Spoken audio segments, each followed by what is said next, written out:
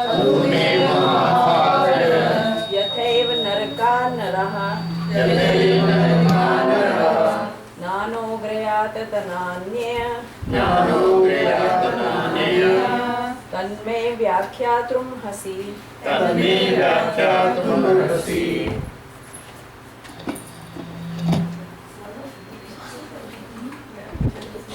जो करेंगे तो अधुने महाभाग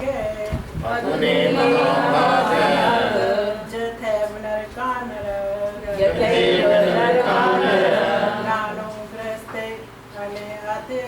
नानोग्रयात् तनान्य तन्मे व्याख्यातुमर्हसि शब्दार्थ अधुना मिल गया। चलो बोलो बच्चे लोग बोलो। महाभाग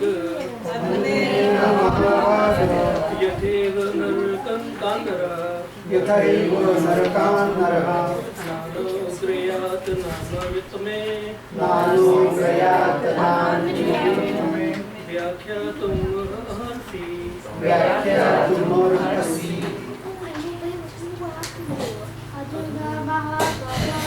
अधुनेव महाभाग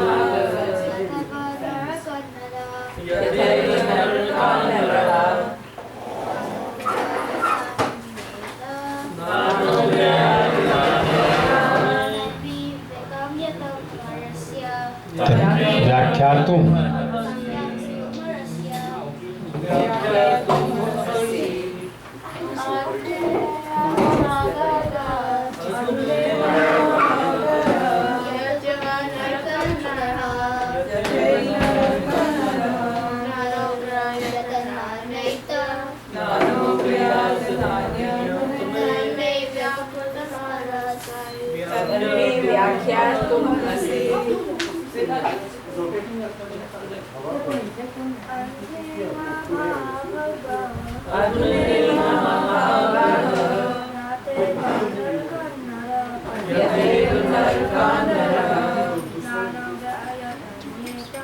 नानोग्रयात्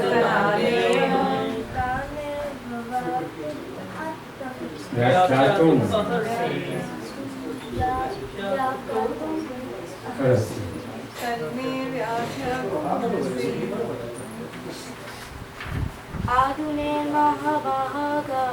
अधुने महाभाग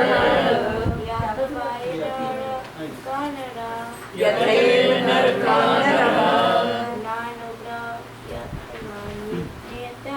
नानोग्रयात् तनान्य तन्मे व्याख्यातुमर्हसि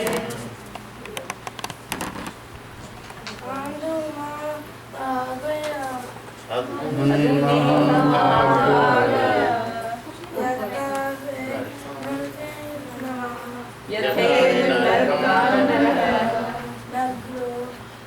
नानोग्रयात् व्याख्यातुमर्हसि। ठीक है, अब जैसा भी है बैठ जाइए सब लोग। प्रभु जी के लिए यहाँ कुर्सी दे दीजिए। शब्दार्थ अधुना संप्रति ये है इस भौतिक जगत में महाभाग ये महान ऐश्वर्यवान तथा भाग्यशाली सुखदेव गोस्वामी यथा जिससे एव निसंदेह नरकान नारकीय स्थितियाँ जिनमें अधर्मियों को रखा जाता है। नरह मनुष्य नाना अनेक प्रकार के उग्र भयावह यातनाओं या कष्टों को न इयात नहीं भोगे तब वह मैं मुझसे व्याख्यातुम अर्हसि कृपा करके वर्णन करें। अनुवाद और तात्पर्य श्री प्रभुपाद जी के द्वारा। अनुवाद। हे परम भाग्यशाली तथा ऐश्वर्यवान सुखदेव गोस्वामी, अब आप कृपा करके मुझे बतलाएं कि मनुष्यों को किस तरह उन नारकीय स्थितियों में प्रवेश करने से बचाया जा सकता है जिनमें उन्हें भीषण यातनाएं सहनी पड़ती हैं। तात्पर्य: पंचम स्कंद के 26वें अध्याय में सुखदेव गोस्वामी ने बतलाया है कि जो लोग पाप कर्म करते हैं उन्हें नरक लोकों में प्रवेश करने के लिए तथा कष्ट उठाने के लिए फोर्स किया जाता है, बाध्य किया जाता है। तो चूँकि परीक्षित महाराज भक्त हैं, अतः अब उन्हें चिंता है कि किस तरह इसे रोका जा सकता है, क्योंकि वैष्णव पर दुख दुखी होता है। ओम अज्ञानतिमिरन्धस्य ज्ञानाञ्जनशलाकया चक्षुरुन्मीलितं तस्मै श्रीगुरवे नमः। श्रीचैतन्यमनोभीष्टं स्थापितं येन भूतले स्वयं रूप कदा मह्यं ददाति स्वपदान्तिकं। वन्देऽहं श्रीगुरो श्रीयुतकमलं श्रीगुरुन् वैष्णवश्च श्रीरूपं साग्रजातं सागं रघुनाथान्वितं तं सजीवं साद्वैतं सावधूतं परिजनसहितं कृष्णचैतन्यदेवं श्रीराधा कृष्णपादां सहगण ललिता श्रीविशाखान्वितांश्च। हे कृष्ण करुणा सिन्धो दीनबन्धो जगत्पते गोपेश गोपिकान्त राधाकान्त नमोऽस्तुते। सत्यकाञ्चन गौराङ्गी राधे वृन्दावनेश्वरी कृष्णानुसुते देवी प्रणमामि हरिप्रिये। वाञ्छाकल्पतरुभ्यश्च कृपासिन्धुभ्यैव च पतितानां पावनेभ्यो वैष्णवेभ्यो नमो नमः। जय श्री कृष्ण चैतन्य प्रभु नित्यानंद श्री अद्वैत गदाधर श्रीवासादि गौर भक्तवृंद। हरे कृष्णा कृष्णा कृष्णा हरे हरे हरे राम राम राम हरे हरे। बहुत आनंद की बात है कि रीडिंग में 7 दिन की कथा होने जा रही है। हरि बोल। आप सबका बहुत आभारी हूँ मैं कि आपने हमको ये चांस दिया। वास्तव में भागवत कथा किसी की यहाँ भी होती है तो उसके कई कई जन्मों के पुण्य जागृत होते हैं, तब उनके घर में भागवत होती है। इसलिए शंकर जी आपने सर्वप्रथम ये प्रयास किया। निश्चित कृष्ण आपको भक्ति प्रदान करेंगे, क्योंकि भागवत जहाँ पे होती है ये कोई साधारण ग्रंथ नहीं है, ये उच्च कोटि का जन्म मृत्यु से पार ले जाने वाला ये ग्रंथ है। ये आपके कोई बहुत पुण्य जागृत हुए थे जिसके कारण आपने हाँ भरी है और आपके घर में ये भागवत हो रही है। भागवत होने से समस्त अशुभ जितने भी ग्रह हैं ये सब भाग जाते हैं, समस्त विपदाएं भाग जाती हैं और कल्याण ही कल्याण होता है। ये तो मटेरियल चीज़ें हुई। और आध्यात्मिक में कृष्ण की भक्ति प्राप्त होती है, कृष्ण का धाम प्राप्त होता है इसे भागवत से। इस समय हम अजामिल प्रकरण ले रहे हैं। तो अजामिल प्रकरण में यह बताया जाएगा कि नरकों से बचने के लिए क्या उपाय है, हम नरक में नहीं जाएं, इसके लिए हमें क्या उपाय करना चाहिए।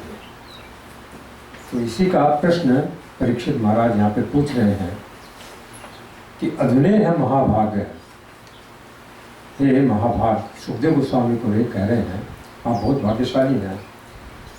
तो अधुना इह, अधुने माने अधुना इह, इह माने इस संसार में अब यथैव नरकान नर, नरकान नर माने मनुष्य नरक लोगों में न जाए। क्यों नहीं जाए? बोले नाना उग्र यातना, उस नरकों में बहुत कष्ट है। आपने हमको बताया कि पंचम स्कंद में 28 नरकों का उन्होंने वर्णन किया है। तो आप हमको जो बताए कि उनमें बड़े कष्ट हैं, तो उन नरकों में आदमी जाए ही नहीं, ऐसा कोई उपाय हमको बताइए। व्याख्यातुम अर्हसि, आप इसकी हमको उपाय बताइए। क्यों अर्हसि? आप इसके योग्य हैं, आप सब चीज़ जानते हैं कि किस प्रकार इन नरकों से बचा जा सकता है। कोई भी नरक में जाना नहीं चाहेगा, क्योंकि नरक में बहुत कष्ट है। तो पंचम स्कंद के 26वें अध्याय में 5th कैंटो के 26th चैप्टर में सुखदेव गोस्वामी ने बताया कि नरकों का वर्णन है कि जो लोग पाप कर्म करते हैं वे नरक लोकों में प्रवेश करते हैं, और प्रवेश नहीं करते, उनको फोर्स किया जाता है कि आओ नरक में जाना ही पड़ेगा आपको। इसलिए ऐसा कोई उपाय हो कि जिससे जनरल पब्लिक जो भक्त हैं उनको छोड़ के जो जनरल पब्लिक है वो उनको नरकों से बचाया जाए, ऐसा कोई उपाय हो तो आप बताइए। तो हे गुरुदेव, आप महाभाग्यवान हैं। अब आप वह उपाय बताइए जिस उपाय को करने के बाद मनुष्य उन नरकों में नहीं जा सकता है। शांति से बैठ जाइए, नो टॉक्स नथिंग, कुछ भी नहीं, ध्यान इधर दीजिए, तब जाके भागवत का फल आपको मिलेगा। जो कुछ भी रह गया है सो रह गया है। अब नो मैनेजमेंट, नो अरेंजमेंट्स, कुछ भी नहीं, केवल शांति से बैठ जाइए। अभी कुछ नहीं करना, ना प्रसाद देखना है ना भगवान को देखना है, केवल भागवत को सुनना है। कि भागवत को कहा गया है कि इसको सुनना नहीं चाहिए, इसको पीना चाहिए। पिबत भागवतम रसमालयम 1:1:3 कि भागवत को पीना चाहिए। कैसे पिया जाता है भागवत? बोले कान से पिया जाता है। तो कान से पीने का मतलब क्या है?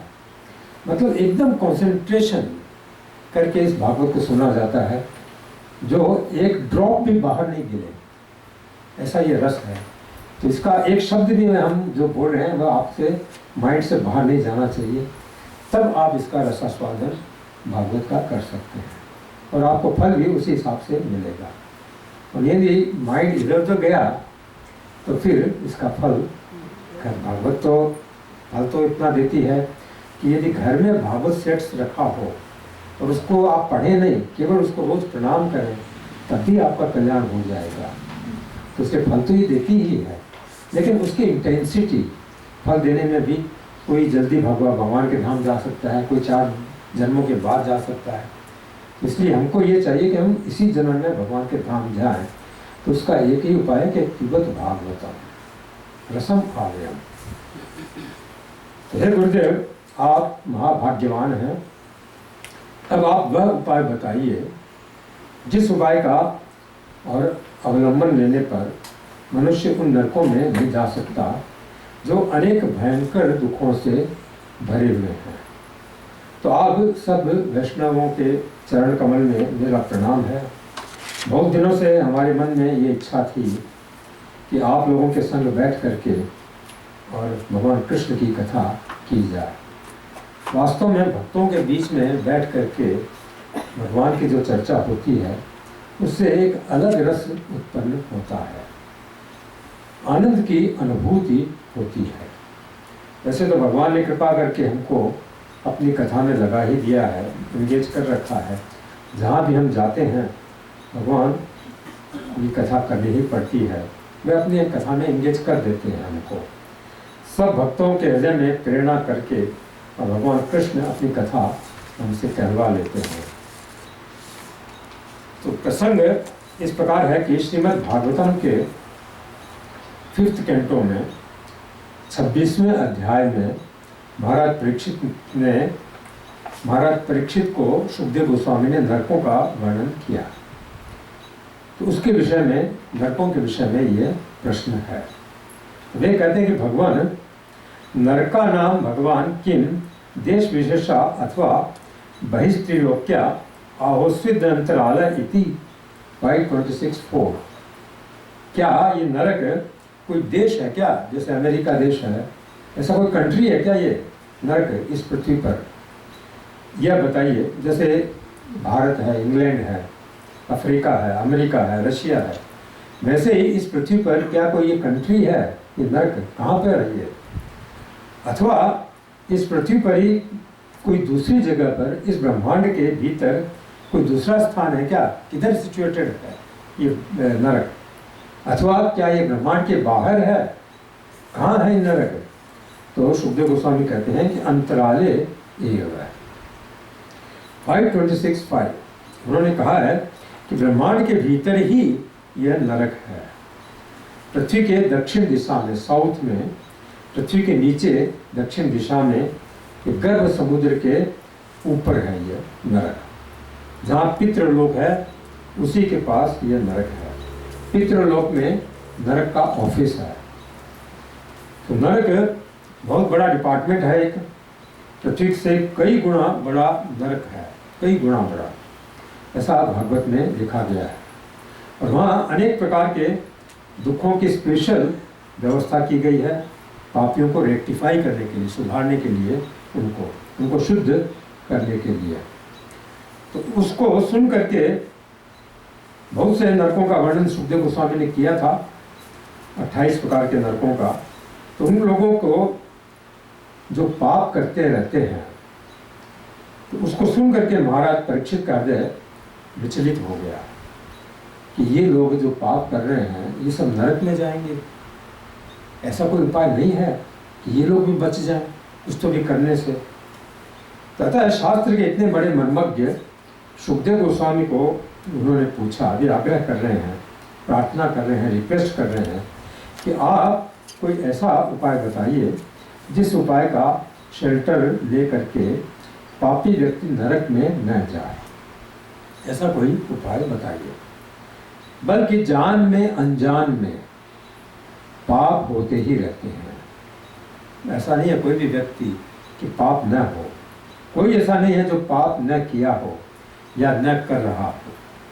ऐसा नहीं है कि हम लोगों ने पाप किया है अब नहीं कर रहे हैं। कभी कभी अनजान में भी पाप होते रहते हैं। अनजान में जैसे ग्रहमेधी एक शब्द है, ग्रहमेधी। तो मेधी का अर्थ क्या है कि मेधती इति हिंसाना। संस्कृत में कहा गया है कि मेधती शब्द का अर्थ होता है हिंसा, वायलेंस। और ग्रहमेधी का अर्थ होता है कि गृहस्थ, जिससे 5 प्रकार की हिंसा इन गृहस्थों से होती रहती है। कौन कौन 5 प्रकार? बोले पानी भरने में हिंसा होती है, भोजन बनाने में हिंसा होती है, झाड़ू देने में, स्वीपिंग में हिंसा होती है, मसाला कूटने में, पीसने में हिंसा होती है। यदि आप लोग नहीं पीसते हैं तो जो पिसा हुआ लाते हैं वो हिंसा किया हुआ है। वैसे हम लोग तो इंडिया में अपने घर में ही करवाते हैं, वो कूटने वाले आते हैं, मिर्ची ला के हम दे देते हैं, वो अपने आप कूटते हैं। तो यहाँ समझ लो ऐसा नहीं है, तो जो आप ला रहे हैं तो वो हिंसा किया हुआ वो मसाला है। तो ये सब कार्यों में निश्चित रूप से हिंसा होती रहती है। तो ऐसे गृहस्थ को ग्रहमेधी कहते हैं। सभी ग्रहमेधी हैं हम लोग वास्तव में। कोई कितना भी एकदम कॉशियस हो, सतर्क रहे, लेकिन पाप हो ही जाते हैं। ये तो न चाहते हुए भी पाप होते हैं। आज के मनुष्यों के द्वारा तो जानबूझ करके पाप हो रहे हैं। वे पाप में रत हैं, लगे हुए हैं, जानबूझ करके वे पाप कर रहे हैं।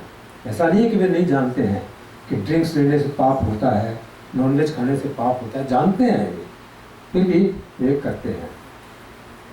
तो जानते हैं कि ये पाप है और यह भी मालूम है कि इनके चलते हमारी दुर्गति होने वाली है, फिर भी स्वभाववश प्रकृति के दबाव में आकर के, प्रकृति के 3 गुणों के दबाव में आकर के, कौन कौन से? सतोगुण, रजोगुण और तमोगुण, इनके दबाव में आकर के मनुष्य पाप कर बैठता है।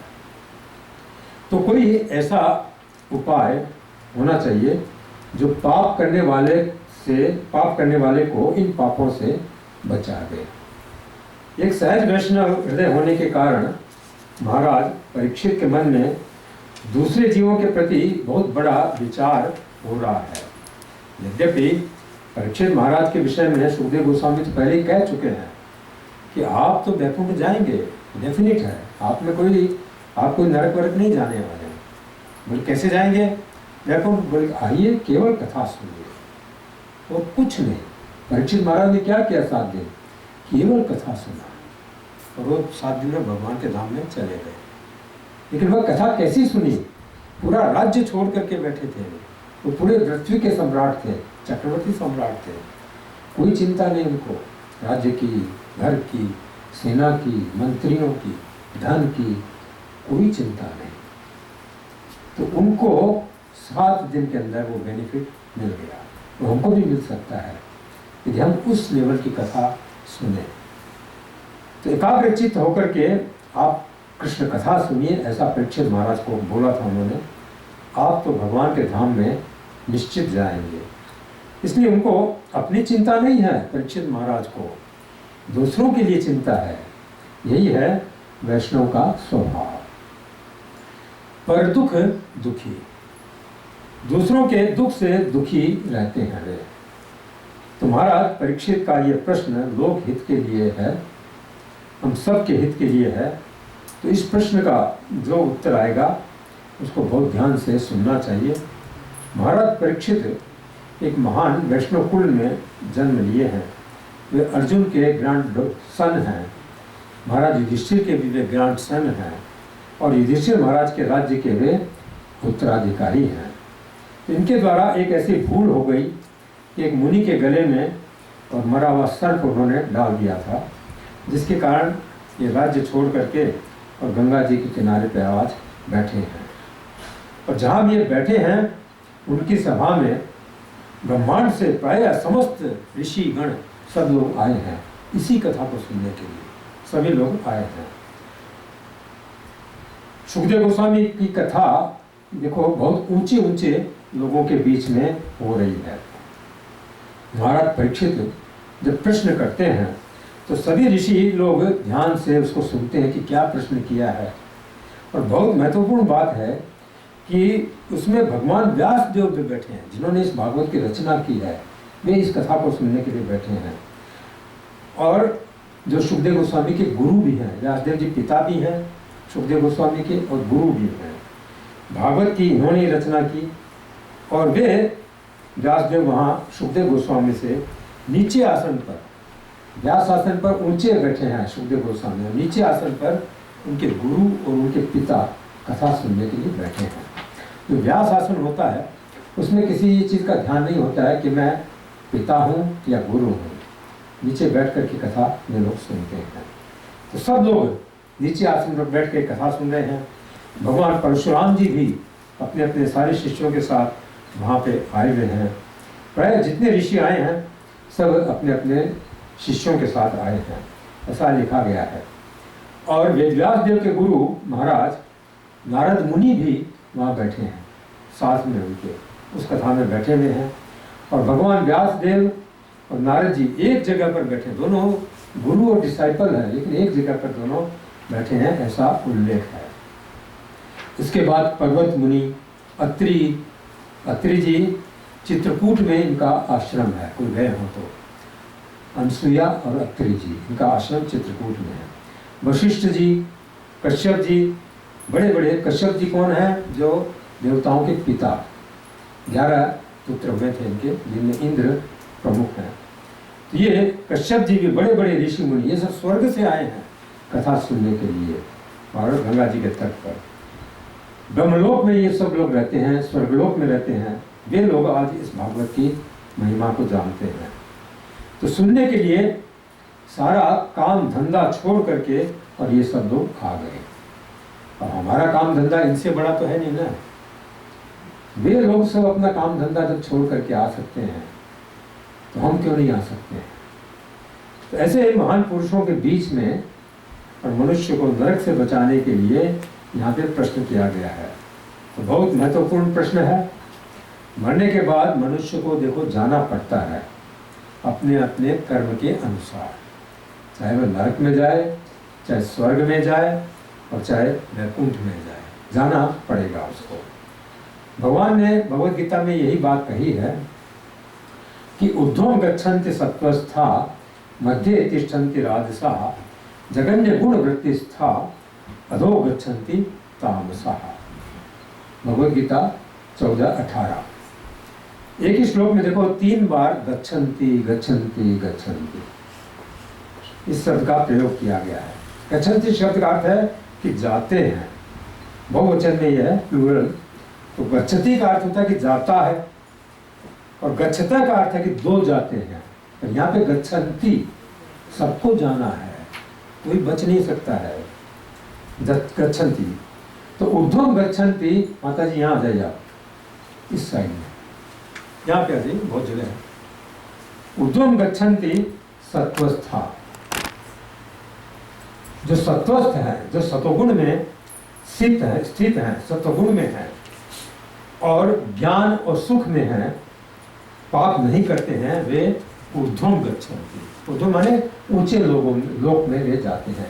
ऊंचे लोक माने स्वर्ग लोक में, और देवलोक में वे जाते हैं, अर्थात स्वर्गलोक, ब्रह्मलोक, इन 14 लोकों में वे जाते हैं। अथवा वे मेरे धाम में आते हैं, जब सतोगुण से और ऊपर हो जाते हैं, जिसको शुद्ध सत्वगुण बोलते हैं, उसमें आ जाते हैं तो वे मेरे धाम में आ जाते हैं। तो ऊर्ध्व मध्य तिष्ठन्ति राजसः, और जो रजोगुणी लोग होते हैं, जो केवल खाने कमाने में लगे हुए हैं, ये काम करो, यह करो, वह करो, इतना धन इकट्ठा करो, ऐसे भोगो, यह करो, वह करो, तो वे लोग मध्य तिष्ठन्ति। आगे सब वे लोग मध्य तिष्ठन्ति। मध्य माने कहाँ? इस पृथ्वी पर। इस पृथ्वी पर वे लोग जन्म लेते हैं, और कोई आवश्यक नहीं कि पृथ्वी पर मनुष्य शरीर में आएंगे। कीट पतंग, कुत्ता, बिल्ली, कुछ भी शरीर में वे लोग आ सकते हैं। और अधो गच्छन्ति तामसा, तामसा अधः गच्छन्ति, जो तमोगुण में रह करके जीवन बिताते हैं, जुआ खेलने वाले, गैम्बलिंग करने वाले, सिनेमा देखने वाले, हिंसा करने वाले, नॉनवेज खाने वाले, ड्रिंक्स पीने वाले, कामी, लोभी, ये जितने भी लोग हैं, ये सब अधः गच्छन्ति। अधः गच्छन्ति माने नीचे जाते हैं। नीचे का मतलब वृक्ष योनि में, कीट पतंग की योनि में, आदि की योनि में वे लोग जन्म लेते हैं। तो ये कौन बोल रहा है इस बात को? भगवान कृष्ण स्वयं बोल रहे हैं, जो इस चीज को बनाया है वही आज बोल रहा है। तो सबको वह भेजता है, कृष्ण ही सबको भेजते हैं, चाहे नरक में भेजें और चाहे अपने धाम में भेजें। तो कौन किधर जाएगा इसके विषय में केवल श्री कृष्ण अथॉरिटी है, और कोई नहीं है। सबसे बड़े प्रमाण है श्री कृष्ण, जो ईश्वर सबको भिन्न भिन्न गति देता है, वही गीता में ये बोल रहा है। ऐसा नहीं कि हमारे जैसा कोई अज्ञ व्यक्ति आकर के ये कह दिया कि नहीं नहीं, सब किसी को नरक जाना पड़ेगा, किसी को यहाँ जाना पड़ेगा, सतोगुणी ऊपर जाते, ऐसा नहीं। अधः गच्छन्ति, सबको जाना है, भगवान बोल रहे हैं इस बात को। पूरा पूरा रियलाइजेशन होना चाहिए हमको कि कहाँ हमको जाना है। जब जाना ही है तो अच्छी जगह पर क्यों नहीं जाए? क्यों खराब जगह पे हम जाए जब जाना ही है? तो जैसे मान लीजिए आप लोगों में से किसी को कहा जाए कि भाई अभी ये घर आपको छोड़ना है, और आप पर है कि दूसरा घर आप कैसा चुनते हैं, कैसा आप सेलेक्ट करते हैं। तो आदमी अपने स्टैंडर्ड का घर चुनेगा, इससे अच्छा घर ही चुनेगा, इससे बड़ा होगा, अच्छी लोकेलिटी में होगा, उसी को लेगा। खराब घर में तो जाना नहीं चाहेगा। जब छोड़ना ही है, जाना ही है, तो क्यों ना कोई अच्छे लोकेशन में जाए, अच्छी जगह पर जाए। इसी प्रकार जब शरीर छोड़ना ही है, जाना ही है, तो क्यों न हम कृष्ण के धाम में जाएं, क्यों हम नरकों में जाएं। नहीं जाना होता तो कोई बात नहीं थी, ठीक है, सब अपना मौज मस्ती में रहते हैं, लेकिन जाना है। ये स्वयं भगवान बता रहे हैं कि जाना है सबको, कि ऐसा करने पर ऐसा जाएगा, ऐसा करने पर ऐसा जाएगा। तो महाराज परीक्षित का प्रश्न ध्यान में रखने लायक है, बहुत महत्वपूर्ण प्रश्न है, और सुखदेव गोस्वामी इसका उत्तर दे रहे हैं। तो उत्तर देने से पहले सुखदेव गोस्वामी ये कहते हैं कि मैंने जिन नरकों का वर्णन किया है, उन नरकों में पापी व्यक्ति डेफिनेट जाएगा, निश्चित जाएगा, कोई बच नहीं सकता है उन नरकों से, यदि उसने उन पापों का प्रायश्चित नहीं कर लिया है तो उसको जाना ही पड़ेगा।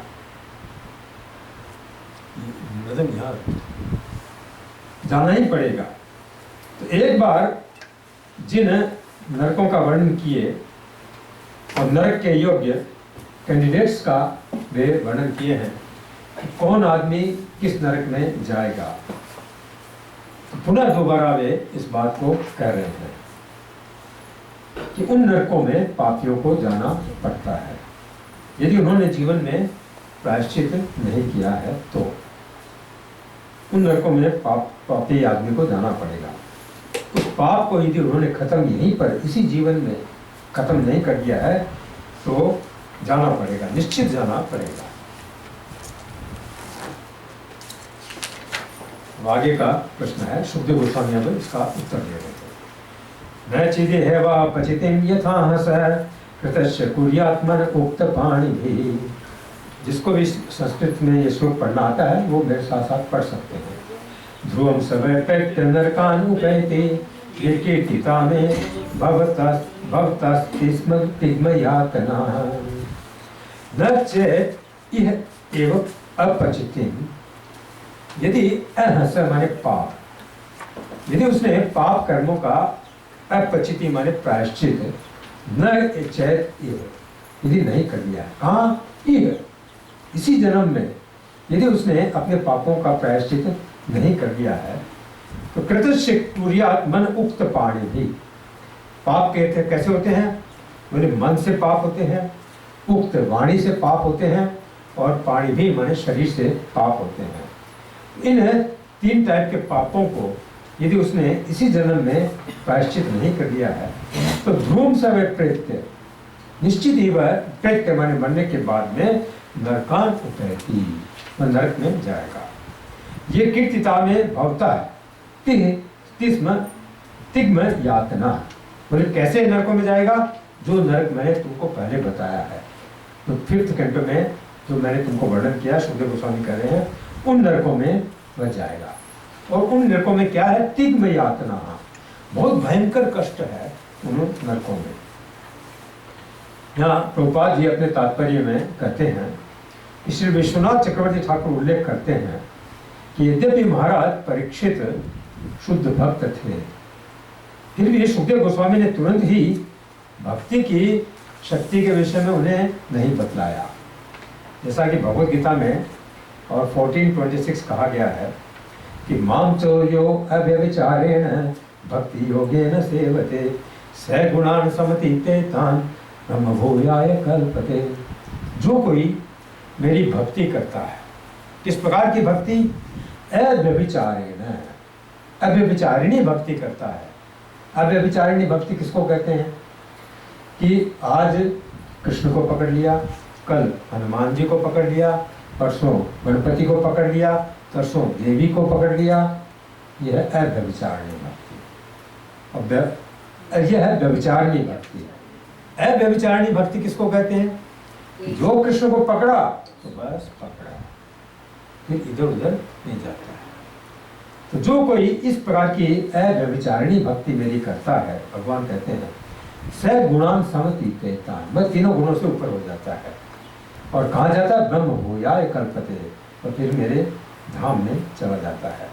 उसकी तो भक्ति इतनी प्रबल होती है कि यदि कोई पूरी तरह से कृष्ण की शरण ग्रहण कर लेता है तो पूरी तरह से उनकी भक्ति करे तो उसके पापमय जीवन सारे पाप फलों का तुरंत समाप्त कर देती है वह भक्ति। गीता में अन्य जगह भी कहा गया है 1866, भगवान ये कहते हैं कि सर्वधर्मान परित्यज्य मामेकं शरणं व्रज अहं त्वं सर्व पापेभ्यो मोक्षयिष्यामि मा शुचः। कि तुम सब धर्मों को त्याग दो। भगवान ने भगवद गीता में अर्जुन को कई चीजें बताई, संन्यास आश्रम, गृहस्थ आश्रम, योग, तप, सब चीजें बताई उन्होंने। और उन्होंने कहा दान करो, ये करो, वो करो। तो अर्जुन बोलता है कि मैं क्या क्या करूँ? आपने तो बहुत सारी चीजें बता दी, क्या क्या करूँ मैं? तब भगवान लास्ट में कंक्लूजन देते हैं इस भगवद गीता का, ठीक है सब कुछ छोड़ देते हैं, मैं जो कहा उन्हें उसको भूल जा। क्या करे? बोले सर्वधर्मान परित्यज्य माम एकम शरणम व्रज। केवल एकम मतलब केवल मेरी शरण ग्रहण कर ले और किसी के नहीं कर ले। उससे क्या होगा? बोले अहं त्वं सर्व पापेभ्यो मोक्षयिष्यामि, मैं तुमको सब पापों से मुक्त कर दूंगा। इसमें बिल्कुल डाउट नहीं है। सब पापों मतलब क्या? मैंने तुम्हारे पिछले पिछले जन्मों के करोड़ों जन्मों के पाप जो भी हैं और इस जन्म में भी जो तुमने पाप किए हैं उन सब पापों से तुम्हारे को मुक्त कर दूंगा। मां शुचः, इसमें बिल्कुल भी डाउट नहीं करना, कोई शंका नहीं है इसमें। भगवान ये अपना रिजल्ट दे रहे हैं। तो कृष्ण की शरण ग्रहण करने से और सब पाप समाप्त हो जाते हैं। इसलिए परीक्षित महाराज के प्रश्नों के उत्तर में सुखदेव गोस्वामी तुरंत ही भक्ति योग की व्याख्या कर सकते थे। यदि जानते हैं कि भक्ति योग करने से, भगवान के शरण ग्रहण से सब पाप समाप्त होते हैं, तो क्यों नहीं उन्होंने भक्ति योग का ही प्रवचन किया। लेकिन ऐसा नहीं किया। वे परीक्षित महाराज का टेस्ट लेना चाहते थे कि मेरा भक्त जो कथा सुन रहा है कितना इंटेलेक्चुअल है वह।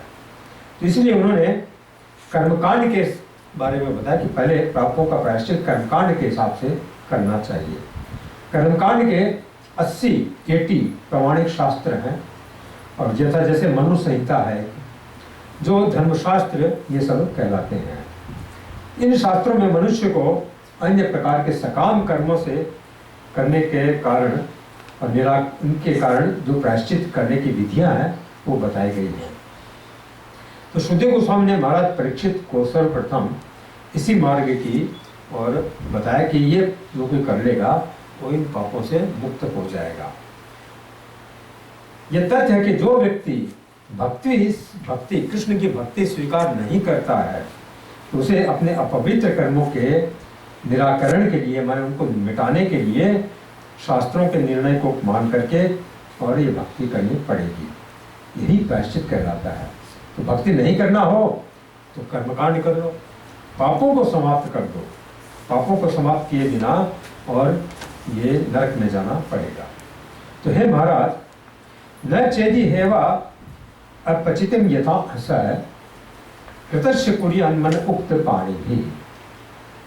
मन उक्त पाणी भी, मन वचन और शरीर से, हाथ से जिसने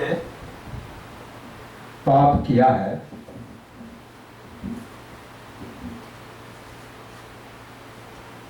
और यदि चेत का अर्थ है, यदि माने इह इसी जीवन में, चेत मतलब मन से भी, और इह का अर्थ है कि इसी जीवन में अपचितिम कुरिया न कुरिया, अपने पाप का अपचितिम माने प्रायश्चित नहीं कर लिया है, तो ध्रुवम सवे प्रत्य नरकान उपैति, वो आदमी निश्चित नरकों में जाएगा।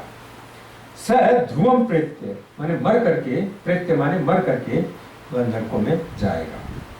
तो ध्रुवम नरकान उपैति, वह निश्चित नरक में जाता है। यहाँ देखो दो शब्द दिया गया इस श्लोक में कि ध्रुवम स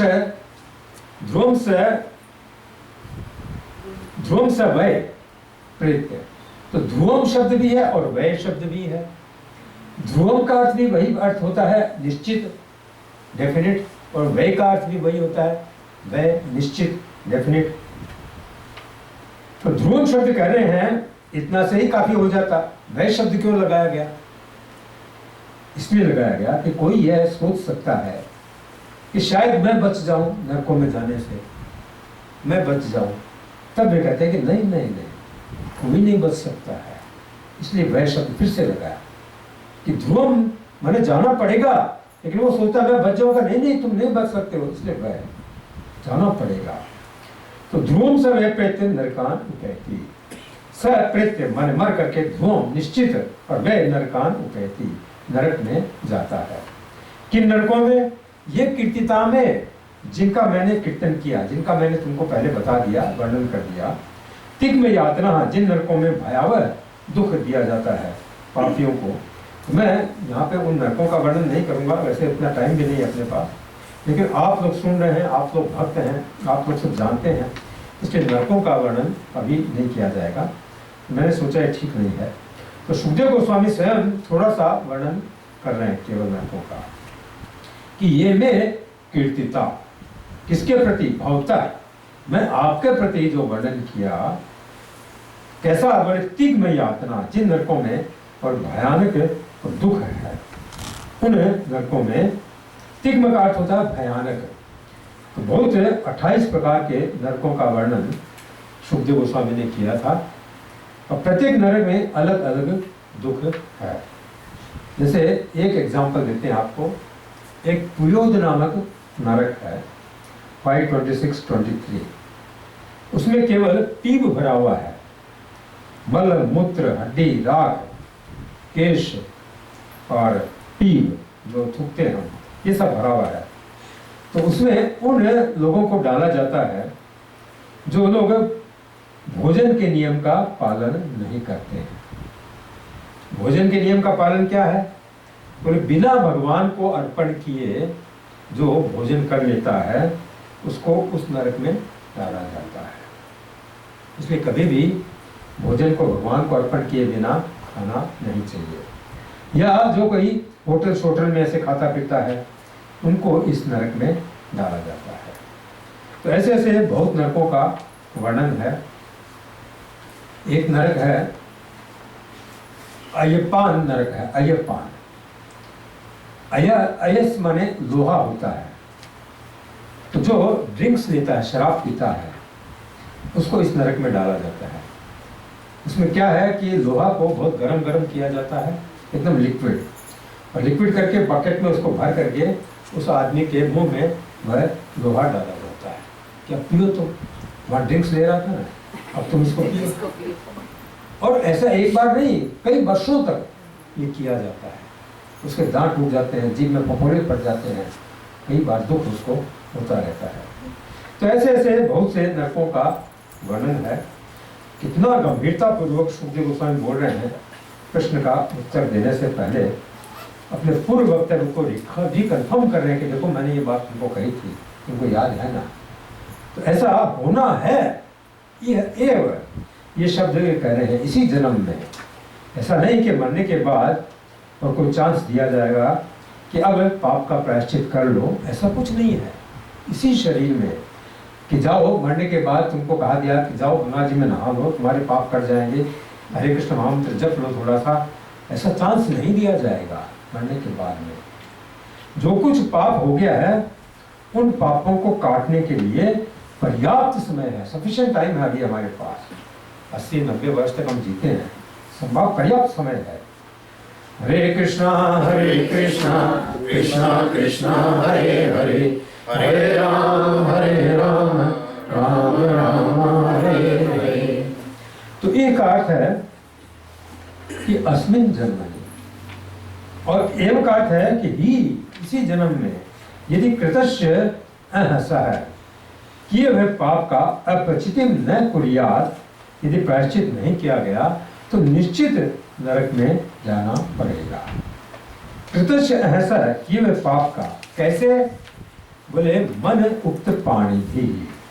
मनुष्य मन से पाप करता है, मन से भगवान का चिंतन करना चाहिए, लेकिन भगवान का चिंतन न करके और सांसारिक विचारों में वह लगा रहता है कि मेरी पत्नी बीमार पड़ गई, मेरा पुत्र बीमार पड़ गया, मेरे पास धन नहीं है, ये सब चीज़ों में लगा रहता है।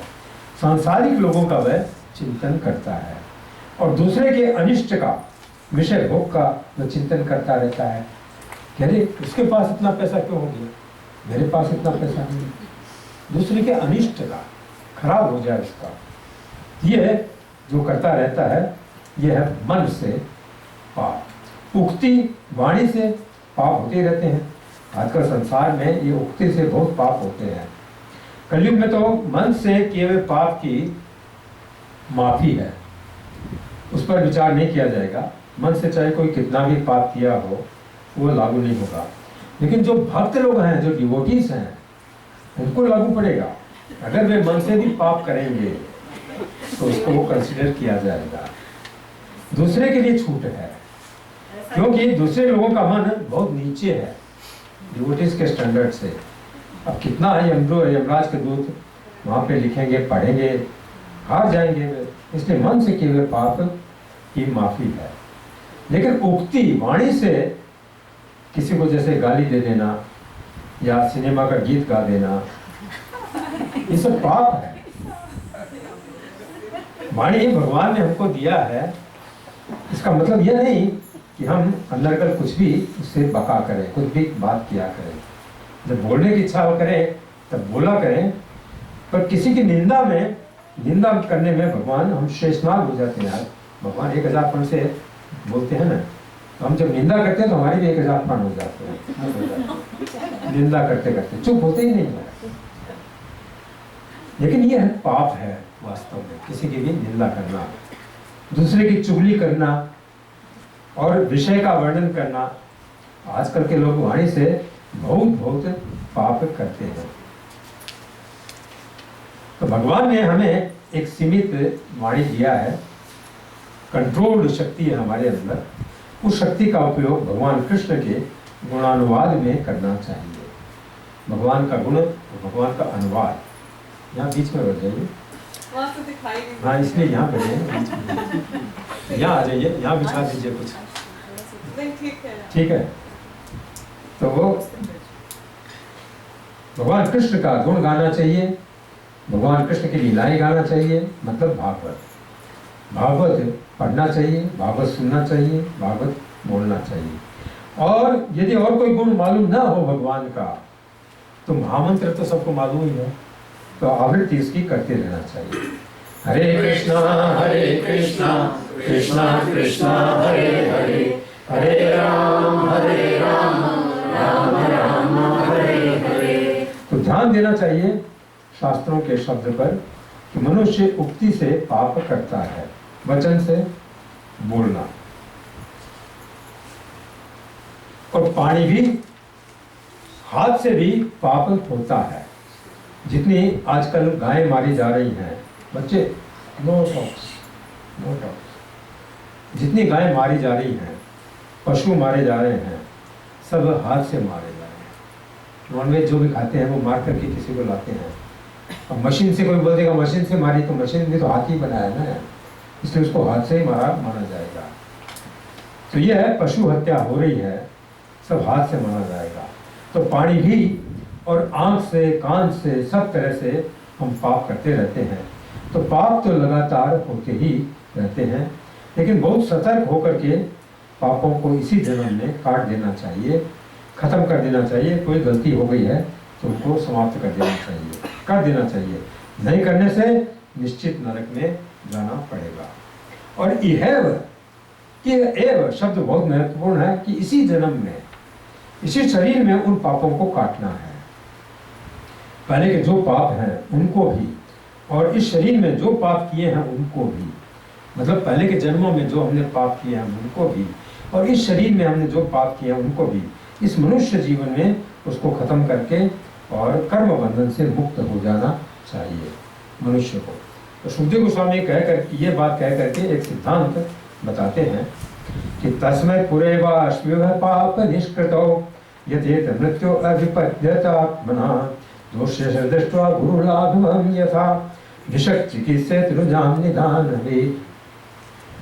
तस्मात् इसलिए पुरा एव आशु, मैंने पहले इन पापों को समाप्त कर देना चाहिए। पूरा मतलब क्या मतलब? मृत्यु के पूरा, मृत्यु के पहले। और आशु शीघ्र ही, और ये है इसी जन्म में इन पापों का पाप निष्कृत हो, पाप का हमको प्रायश्चित कर लेना चाहिए। यदि मृत्यु हो, मृत्यु के पहले ही इन्हें पापों का प्रायश्चित कर लेना चाहिए। अविपद्यत आत्मना, और जब तक शरीर काम कर रहा है, जब तक शरीर रोगी नहीं हो जाता है, जब तक शरीर वृद्ध नहीं हो जाता है, तभी तक इन पापों का प्रायश्चित कर लेना चाहिए।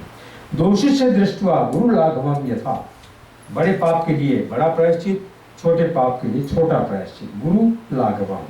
और भिषक् चिकित्सेत रुजान निदानविद, जिस प्रकार किसी डॉक्टर के पास आप जाते हैं तो बड़ा रोग होता है तो वो बड़ी दवाई देता है, छोटा रोग होता है तो छोटी दवाई देता है। इसी प्रकार बड़ा पाप है तो बड़ा प्रायश्चित करना चाहिए, छोटा पाप है तो छोटा प्रायश्चित करना चाहिए। प्रभुपाद जी इसके तात्पर्य में लिखते हैं कि मनु संहिता जैसे धार्मिक शास्त्रों में ये संस्तुति की गई है, ये बताया गया है कि हत्या करने वाले व्यक्ति को फांसी दे देनी चाहिए, ये बड़ा पाप है। और प्रायश्चित में उसके जीवन की बलि दी जानी चाहिए। क्यों?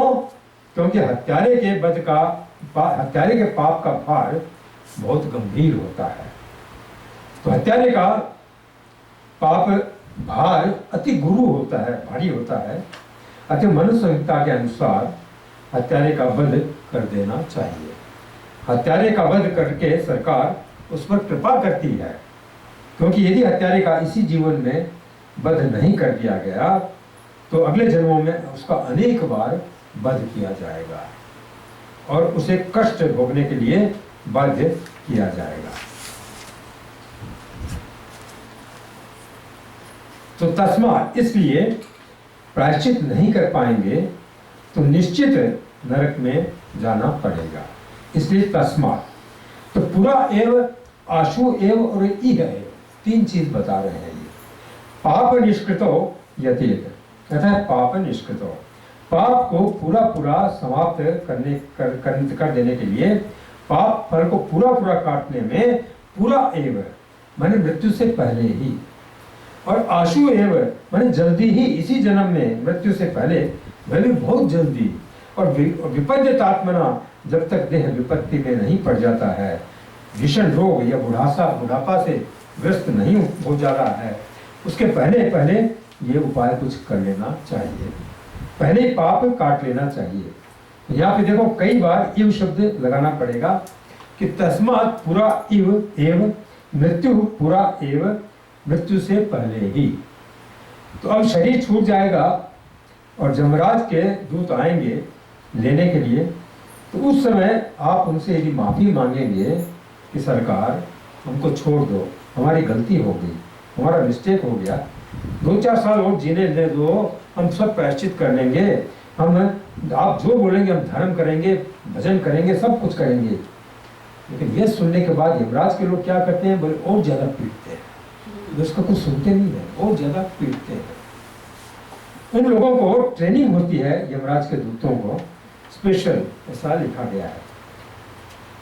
तो वे यमराज के जो बड़े बड़े दूत होते हैं, वे लोग एक्सपीरियंस्ड दूत होते हैं, तो बड़ा अनुभवी होते हैं, तो वह लोग आते हैं तो दूतों को वे सिखा करके भेजते हैं कि पापियों को कैसे कैसे मारा जाएगा, कैसे काटा जाएगा, कैसे आग में जलाया जाएगा, कैसे आदमी को काट करके फेंका जाएगा, और अगर कोई माफी मांगे तो और ज्यादा वे मारते हैं, और ज्यादा वे मारते हैं। चुपचाप सह लो तब तक तो ठीक है, ये तो और ज्यादा मारते हैं। यमराज के दूतों को एक ट्रेनिंग दिया गया है, इसलिए मृत्यु पूरा एव,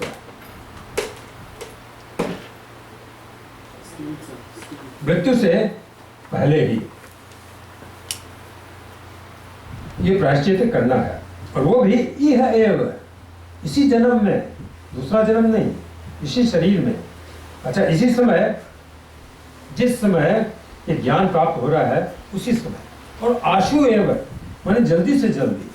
इसके बाद ऐसा नहीं कि ये आप कथा सुन लिया और 2 साल बाद कर लेंगे, क्या है, एक साथ थोड़ा वो पाप कर लेते हैं फिर एक साथ कर लेंगे। आशु एव, आज ही, इसी समय। इसके बाद सुखदेव गोस्वामी कहते हैं कि अविपद्यता आत्मना, माने जब तक है यह आत्मा, जब तक ये शरीर रोग तथा बुढ़ापा से नहीं सताया जाएगा। बुढ़ापा देखो इस शरीर के लिए बहुत भारी विपत्ति है, बुढ़ापा में चला नहीं जाता है। हमने देखा कि किसी वृद्ध व्यक्ति के लिए उसके घर के लोग कहते हैं कि अपने पैर पर चल करके वो बाथरूम तक चला जाता है, अभी तो बहुत ठीक है, ऐसा वे कहते हैं। इसका मतलब बुढ़ापा में ये दशा होगी कि पलंग पर पड़े पड़े, खाट पर पड़े पड़े, और ऐसी दशा होगी कि पलंग पर पड़े पड़े शौच करना पड़ता है, टॉयलेट करना पड़ता है, वही थूकना पड़ता है, और आदमी खड़ा रहता है, खड़ा खड़ा पेशाब करने लग जाता है, और कोई घर का लड़का होता है तो उसको जा करके और वॉशरूम में ले जाता है, अपने से चल करके जा नहीं सकता है। तो जो अपने बाथरूम में नहीं जा सकता है वो प्रायश्चित क्या करेगा उस समय? कुछ नहीं कर सकता आदमी, क्या तप करेगा वह, क्या वो भजन करेगा? इसीलिए सुखदेव गोस्वामी कहते हैं कि अविपद्यत आत्मना, जब तक यह शरीर विपत्ति में नहीं पड़ता है उसके पहले ही और जल्दी, नहीं तो कई प्रकार की बाधाएं आ सकती हैं, प्रायश्चित कर लेना चाहिए मनुष्य को। तो बड़ा सुंदर दृष्टांत दे रहे हैं कि दोषों से दृष्टवा गुरु लाघवम यथा विषद चिकित्सित रुजाम निधान विद। रुझान निदानविद माने रोगों की चिकित्सा जानने वाला विशेषज्ञ यानी वैद्य डॉक्टर जिस तरह से रोगों की गुरुता और अल्पता माने भारी रोग और छोटा रोग के अनुसार दवा देता है, चिकित्सा करता है। किसी को एंटीबायोटिक देता है, किसी को सिंपल दवाई देता है। तो छोटे पाप के लिए छोटा प्रायश्चित, उसी तरह बड़ा पाप के लिए बड़ा प्रायश्चित कर लेना चाहिए। गुरु का अर्थ होता है बड़ा। अगर छोटा पाप किया है तो छोटा प्रायश्चित कर लो, पाप को खत्म करो। बड़ा पाप किया है तो बड़ा प्रायश्चित होना चाहिए उसको। जो हम लोगों की दशा है वास्तव में ये एक प्रकार से हम रुग्ण दशा है, हम लोग बीमार हैं इस समय, हम हॉस्पिटलाइज्ड हैं ऐसा समझ लो आप। और शास्त्र बताता है कि इस रोग की चिकित्सा कैसे होगी। वैसे हम लोग इस बात को जान चुके हैं कि महामंत्र ही सबसे बड़ी औषधि है। सब चीज़ों का इलाज ये महामंत्र ही है, यही सबसे बड़ा प्रायश्चित है। अंत में यही आएगा इस कथा के कंक्लूजन यही आएगा। लेकिन मनुष्य का ऐसा स्वभाव है कि जब तक किसी बात को किसी सिद्धांत पर दार्शनिक धरातल पर उसको तोल नहीं लेता है, कस नहीं लेता है, वजन नहीं कर लेता है, तब तक वो उसको परख नहीं लेता, तब तक उसको पकड़ेगा नहीं। जब तक आप कंपैरिजन नहीं बताओगे उसको तब तक वो पकड़ेगा नहीं उस चीज़ को। इसीलिए यहाँ पे बताना पड़ता है कि कर्मकांड में देखो ये बात है, ज्ञान मार्ग में ये है, भक्ति मार्ग में ये है, इसलिए भक्ति मार्ग करना चाहिए। तो वह अंत में बताया जाएगा। तो सुखदेव गोस्वामी इसके पहले प्रायश्चित की बात कर रहे हैं, इसीलिए कि दोषस्य दृष्ट्वा गुरु लाघवम यथा। गुरु पाप हो या लघु पाप हो, जैसा हो उसके अनुसार चिकित्सा कर लेनी चाहिए। जैसे हम लोग देखते हैं कि बहुत से डॉक्टर हैं, अस्पताल हैं, औषधियां हैं, मेडिसिन हैं, और प्राय रोगी ठीक होकर के ही आता है, वो हॉस्पिटल से रोग मुक्त होकर के आते हैं। तो हम लोग जो पाप किए हैं या जो कर रहे हैं वास्तव में वो हमारी रुग्ण अवस्था है, हम लोग बीमार हैं और इस पाप से हम मुक्त हो सकते हैं। जैसे हॉस्पिटल से हम ठीक होकर के आते हैं वैसे इन पापों से भी हम ठीक हो सकते हैं। तो डॉक्टर जानता है और वैद्य जानता है कि अमुक दवा देने पर ये रोग चला जाएगा, ये पथ्य करना चाहिए, ये परहेज करना चाहिए, ये खाना चाहिए, ये नहीं खाना चाहिए। उसी तरह से कुछ परहेज है कि अब यह नहीं करेंगे और यह कार्य करेंगे तो पहले का जितना भी पाप है सब खत्म हो जाता है। तो बड़े बड़े महर्षियों ने, आचार्यों ने पाप के अनुसार प्रायश्चित बताया है। जैसे मनु महाराज, याज्ञवल्क्य ऋषि, इन महान पुरुषों ने मनुष्य समाज के हित के लिए यह बताया है कि यदि तुमसे कोई गलती हो जाती है, पाप हो गया है, तो इस पाप के लिए यह प्रायश्चित कर लो, इस पाप के लिए यह प्रायश्चित कर लो, सबका बताया गया है। शास्त्र कहता है कि मान लीजिए एक एग्जाम्पल देते हैं आपको, किसी ने चोरी किया है, तो चोरी किया है तो उसका प्रायश्चित यह है कि वह व्यक्ति दान करे। चोरी किए का किसके लिए किया है? बोले अपने परिवार को देगा वो पैसा या खुद भोगेगा। तो यहीं पर यहाँ पर ही लिखा गया कि यदि चोरी हो गई है तो उस व्यक्ति को चाहिए कि दान करे और 2-2-3-3 दिन पर एक बार खाए, रोज नहीं खाना चाहिए। जिस पापी शरीर के लिए उसने चोरी किया है तब उसको उपवास के द्वारा उस पापी शरीर को सुखाना चाहिए, ये दंड है उसका। भोजन नहीं देना शरीर को, और भी जो धन है वो ब्राह्मणों में बांट देना चाहिए, दान कर देना चाहिए, ऐसा लिखा गया है।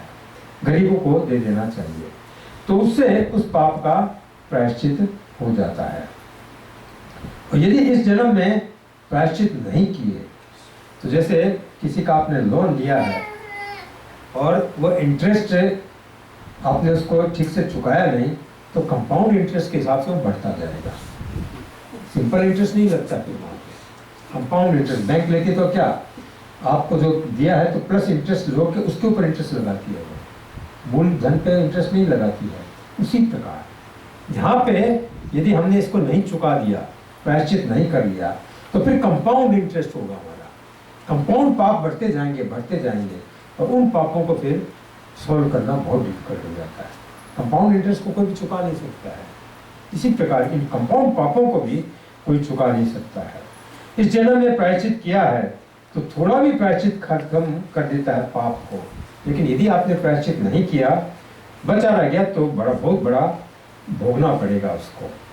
तो इस तरह से पापों के विषय में भी यही बात है कि अगर देर हो जाती है तो व्रत दुगना करना पड़ता है इसी जन्म में।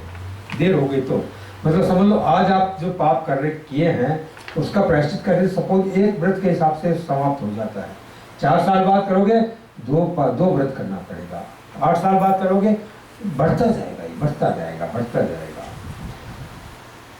तो दूसरे जन्म में तो कोई प्रायश्चित का कोई प्रश्न ही नहीं है, करना इसी जन्म में है हमको। लेकिन अगर यहाँ देर हो गई तो दुगना करना पड़ता है।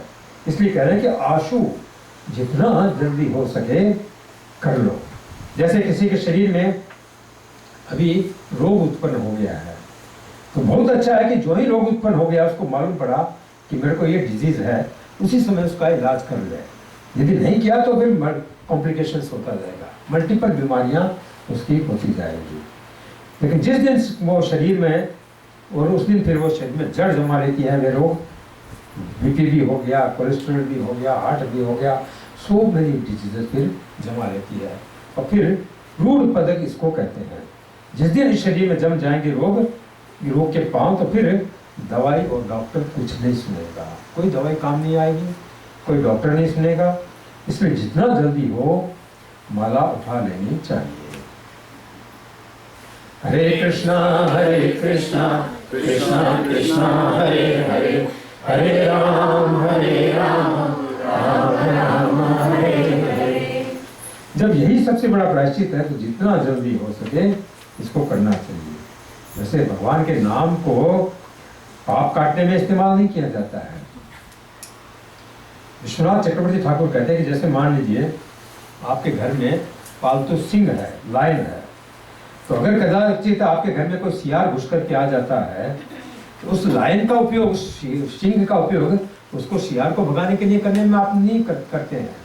अरे सियार तो एक बच्चा लकड़ी लेकर के भाग करेगा तो भाग जाएगा, शेर उसको भगाने में क्या काम आएगा। तो इसलिए सिंह का उपयोग बिल्ली भगाने के, शियार भगाने के काम में नहीं आता है। इसी प्रकार भगवान का नाम प्रेम की प्राप्ति के लिए है, कृष्ण का प्रेम प्राप्त करने के लिए है, ये पाप काटने के लिए नहीं है। पाप तो केवल नामाभास से कट जाते हैं। इतिहास में अजामिल के लिए कहा गया है कि उसने पुत्र का नाम बोला मरने के समय, नारायण बोला, नारायण उसके पुत्र का नाम था, उसको बोला, भगवान का नाम नहीं बोला है, लेकिन चूंकि वह आभास हो रहा था कि भगवान का नाम है, असली नाम तो भगवान का है ही नारायण, इसलिए उसको बाद में नरक से बचा लिया गया। नामाभास से पाप कट जाते हैं, इसको बोलते हैं नामाभास। वैसे असली नाम तो भगवान का नारायण है ही, भगवान का नाम नारायण है। तो इस नामाभास से अजामिल को मुक्त कर दिया गया। तो पाप काटने के लिए नाम का इस्तेमाल करना नहीं किया जा सकता है। प्रथम बार जिस बार आपने भगवान का नाम लिया होगा उसी समय आपके सारे पाप समाप्त हो गए होंगे। यानी इस सभा में समझ लो, उसके पहले आपने भगवान का नाम नहीं लिया, इस सभा में मैंने हरे कृष्ण बुलवाया, आपने बोल दिया, उसी समय आपके सारे पाप समाप्त हो गए हैं, पुराने और नए जितने भी हैं। तो यह इस प्रसंग में यह बात बताई जाएगी, तो कई श्लोक आएंगे इस प्रकार के। लेकिन अब जो निरंतर जो नाम जप करने की बात कही जाती है तो कृष्ण का प्रेम प्राप्त करने के लिए कही जाती है। हरे कृष्णा कृष्णा कृष्णा हरे हरे, हरे राम राम राम हरे हरे। तो सुखदेव गोस्वामी ये जो प्रायश्चित की विधि बता रहे हैं बहुत अच्छी है, पाप का प्रायश्चित करना चाहिए, परंतु इस प्रकार के प्रवचन से परीक्षित महाराज प्रसन्न नहीं है, हैप्पी नहीं है। तब वे प्रश्न करते हैं फिर से। श्री राजोवाच दृष्ट श्रुताभ्याम यत् पापम जानन अप्यात्मनो हितम करोति भूयो विवशः प्रायश्चित्तमथो कथम। बोले लोग देखते हैं, दृष्ट कि इस आदमी ने ये पाप किया है, लोग देखते हैं उसको कि उसको सजा हो रही है। और श्रुताभ्याम, शास्त्र भी बोलता है कि तुम ये पाप करोगे तो ऐसे नरक में जाओगे। श्रुताभ्याम ये सुनता है, देखता है, लेकिन फिर भी जानते हुए आत्मनो अहितम, वह पाप कर बैठता है, जानते हुए भी पाप कर बैठता है। करो तो भूलो विवश है, क्योंकि वह विवश है, उसकी इंद्रियां उसके वश में नहीं है, इसलिए वो पाप करने के लिए विवश है। प्रायश्चित मतो कथम, तो फिर इस प्रायश्चित का क्या फायदा? आपने प्रायश्चित कर लिया, फिर वही पाप करने लग गए, क्या फायदा उस प्रायश्चित का? इसलिए परीक्षित महाराज कहते हैं यह इलाज ठीक नहीं है पाप को काटने का।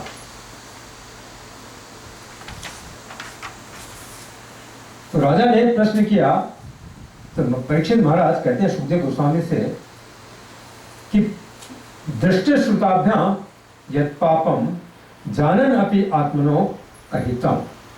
मनुष्य देखता है कि उसके पाप के कारण उसको दंड दिया जा रहा है। जैसे राजा, ये कुंजर शौचवत, कुंजर कहते हैं हाथी को, जैसे हाथी नदी में स्नान करके आता है, आकर के जब पृथ्वी पर आता है तो फिर से सूंड से धूल अपने शरीर पर डालने लगता है। ये है हाथी के स्नान के समान, ये तो प्रायश्चित हो गया, इसको ठीक नहीं है, दूसरी विधि आप बताइए। तो कंचित क्वचित निवर्तते अभद्रा, ठीक नहीं किया। कभी कभी मनुष्य पाप से निवर्तित हो जाता है, नहीं करता है पाप। इस पोजीशन में रहना चाहिए ना, वो नीचे जाता है बार बार। और कभी कभी ऐसा देखा जाता है कि वही मनुष्य वही पाप फिर करने लग जाता है। ऐसा संस्कार है, कर्मों का फोर्स है, उसके पूर्व जन्म के कर्म जो होते हैं उसको बाध्य करते हैं, फोर्स करते हैं, तो वो बेचारा न चाहते हुए भी पाप कर बैठता है।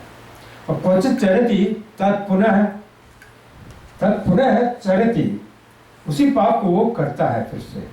तो फिर तो मैं प्रायश्चित को हाथी के स्नान के समान व्यर्थ मानता हूँ। और प्रायश्चितम अथो अपार्थम, मैं प्रायश्चित को व्यर्थ मानता हूँ। ये बहुत बड़ी बात महाराज परीक्षित यहाँ पे कह रहे हैं ऋषियों की सभा में। तो सुखदेव गोस्वामी जैसा महान विद्वान प्रायश्चित बता रहा है, तो इसको वे कह रहे हैं कि यह तो बेकार है। सुखदेव गोस्वामी की बात को काट रहे हैं कि ये तो बेकार है, ये तो कुंजर शौचवत है। कुंजर का अर्थ है कि हाथी, और शौच का अर्थ है शुचिता, स्नान करना। तो वो हाथी के स्नान के समान यह व्यर्थ है। हाथी स्नान करता है तो नदी में जा करके अपनी सूंड से पानी उठा करके अपने में डालता है, नदी में सब अवगाहन करता है, स्नान करता है। तो लेकिन वह अपने स्वभाव से बाध्य है। जो ही वह जमीन पर आता है सरोवर से या नदी से धूल उठा करके, और फिर आत्मानम मलिनीम करोति, अपने को फिर वह मलिन कर देता है, धूल डाल करके गंदा कर लेता है। तो जैसा स्नान करने का उसका स्वभाव है, वैसा ही धूल उठा करके डालने का उसका स्वभाव है, धूल डालता रहता है। तो शायद आप लोगों ने देखा होगा हाथी ऐसा करते हैं कई बार, तो धूल उठा करके इधर उधर अपने देह पर वह छिड़कता रहता है सूंड से, यह हाथी का स्वभाव है। तो वैसे ही मनुष्य का स्वभाव है पाप करना। ले जाकर के स्नान भी करा दिया जाए हाथी को, तो फिर धूल डाल करके वह मलिन हो जाता है।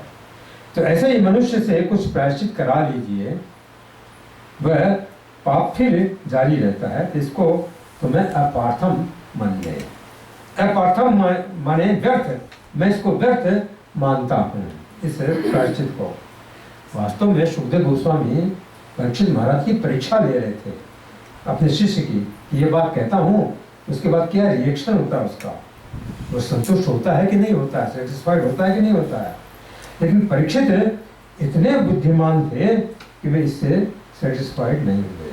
उन्होंने ये कह दिया ये तो व्यर्थ है, प्रायश्चित व्यर्थ है, कोई ऐसा उपाय बताइए कि उसे पाप हो ही नहीं, ऐसा कोई उपाय बताइए, ऐसा पाप, ऐसा पक्का औषधि बताइए, ऐसी दवा मत बताइए कि कुछ दिन खा लिया फिर बीमार पड़ गया, ऐसा नहीं, हमें नहीं चाहिए। जैसे हाथी अपने सिर पर धूल डालता है, तो इसके विषय में हम लोग पढ़े हैं, उक्तियां हैं कई हिंदी साहित्य में। एक बार तुलसीदास जी ने पूछा रहीम कवि से, रहीम मुसलमान कवि थे, वे कृष्ण के बड़े भक्त थे।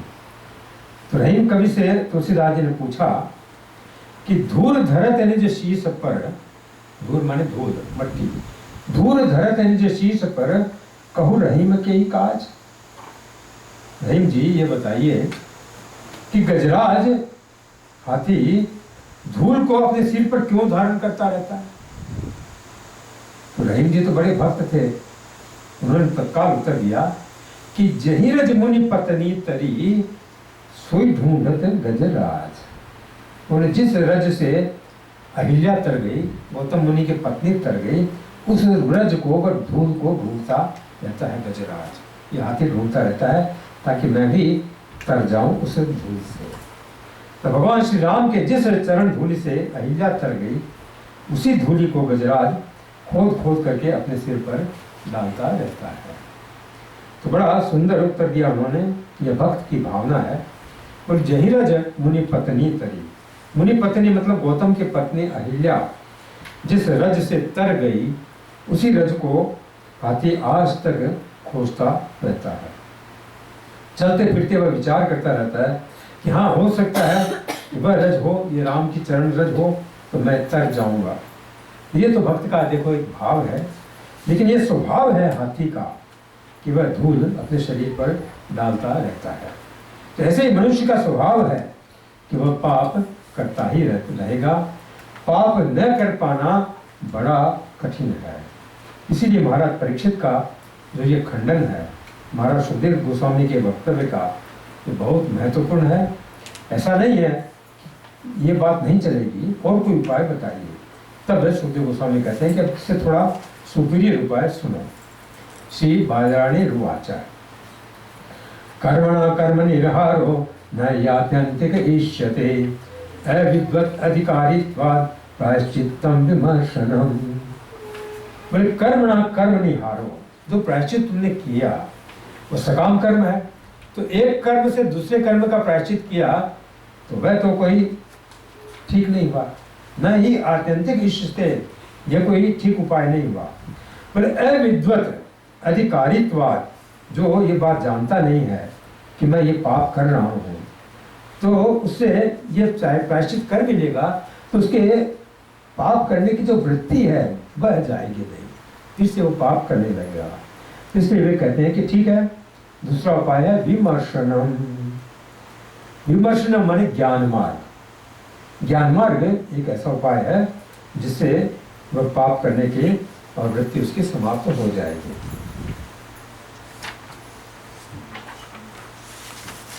तो इस बात को आप सत्य बोल रहे हैं महाराज परीक्षित महाराज।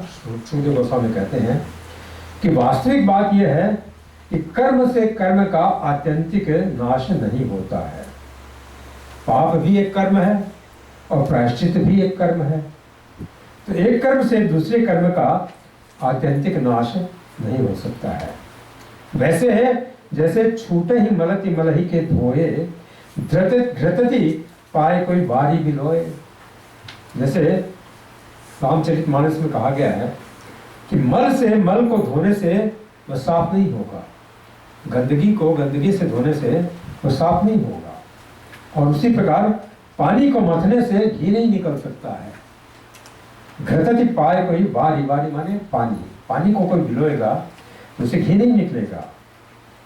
तो उसी प्रकार जो जीव अज्ञान में पाप करता रहता है, पाप का जो प्रायश्चित है वह भी अज्ञान में किया जाता है, वह भी कोई ज्ञान नहीं है। तो जीव को ये पता नहीं होता कि मैं कौन हूँ और मेरा कर्तव्य क्या है, इसको वह नहीं जानता है। तो प्रायश्चित में उसको इस बात का पता नहीं होता है। तो एक कर्म से दूसरे कर्म को नलिफाई करना चाहता है, तो सुखदेव गोस्वामी कहते हैं कि नहीं आत्यंतिक इष्यते, इससे आत्यंतिक नाश नहीं होता है उसका पाप का। तो फिर प्रश्न होगा कि तब शास्त्र में ये मनु महाराज और याज्ञवल्क्य जी, पराशर जी, ये सब है स्मृतिकार जो है, ये प्रायश्चित क्यों बताते हैं, क्यों कर्म करने के लिए वे कहते हैं? तो सुखदेव गोस्वामी कहते हैं कि अविद्वत् अधिकारित्वात्, क्योंकि इसका जो अधिकारी होता है वह अज्ञ होता है, उसको ज्ञान नहीं होता है, वह अज्ञ व्यक्ति होता है जो अपने स्वरूप को नहीं जानता है और भगवान को नहीं जानता है। तो उससे ये बातें बताई जाती है उसकी योग्यता के अनुसार, कि चलो भाई तो अब यही कर लो, अब तुम हरे कृष्ण नहीं भजने वाले हो, चलो तुम यही कर लो, प्रायश्चित कर लो कर्मकांड का। इसलिए अविद्वत अधिकारित्वात्, तो जो अज्ञ अधिकारी हैं उनके लिए ये बताया गया है कि ठीक है तुम यज्ञ करो, तीर्थ करो, दान करो, यह करो वह करो, यही बताया जाता है। क्या किया जाए यह बताया जाएगा तो वे कम से कम करेंगे उसको। इतना तुम दान दे दो तो तुम तर जाओगे, तो वो दान दे देगा। लेकिन उसको ये कहा जाएगा कि 2-4 माला तुम जप लो, तुम्हें नहीं जपेगा।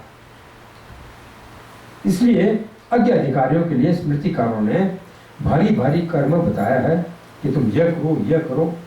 तो श्रुति गोस्वामी साफ बात कहते हैं कि अविद्वत अधिकारित्वात्, मूर्ख लोगों के लिए प्रायश्चित की बात वेद कहता है। इससे शुद्धि होती है लेकिन पूरी शुद्धि नहीं होती है। तब महाराज परीक्षित पूछते हैं कि ठीक है तो वास्तविक प्रायश्चित क्या है, सही प्रायश्चित क्या है? तो शुद्धि गोस्वामी कहते हैं कि प्रायश्चित्तम विमर्शनम। विमर्शनम माने विचार करना, अर्थात ज्ञान ही वास्तविक प्रायश्चित है। बहुत सुंदर बात कहते हैं कि विमर्शनम भी प्रायश्चित्तम। विमर्शनम किसी चीज को ठीक से जान लेना और जान करके व्यवहार करना, यह प्रायश्चित है। इसको एक उदाहरण के द्वारा वे बता रहे हैं कि नाश्नतः पथ्यमेवान्नम व्याधयो भी भवन्ति एवं नियम कृतराजन शनैः क्षेमाय कल्पते। और जिस प्रकार एक रोगी व्यक्ति है उसको ठीक से दवाई दी जाए और पथ्य दिया जाए कि ये तुम खाना ये नहीं खाना, ऐसा करेगा तो व्याधयो भी भवन्ति, वो रोग से छुटकारा उसका मिल जाएगा। उसी प्रकार जब उसको बताया जाएगा पापी व्यक्ति को ये तुम करना यह नहीं करना, तो वह पाप से मुक्त हो जाएगा। शनैः क्षेमाय कल्पते, उसका कल्याण उसमें हो जाएगा यदि उसको ये बात बताई जाए, क्योंकि उसको ज्ञान हो जाएगा कि मैंने ये पाप किया है और ये करने से पाप समाप्त हो जाएगा। तो वैसे ये उदाहरण भी उतना ठीक नहीं है, लेकिन शुद्धि गोस्वामी पहले इसको बता रहे हैं कि ज्ञान का ही प्रायश्चित वे कह रहे हैं कि किसी चीज की सही जानकारी है वो हो जाए तो वह प्रायश्चित है। जैसे मान लीजिए यहाँ पे जहर रखा गया है, पॉइजन है, अब उसको किसी को ये जानकारी हो जाए कि ये पॉइजन है तो वो उसको पिएगा नहीं, और ये भी जानकारी हो जाए कि पॉइजन पीने से मेरी मृत्यु हो जाएगी तो उसको नहीं पिएगा।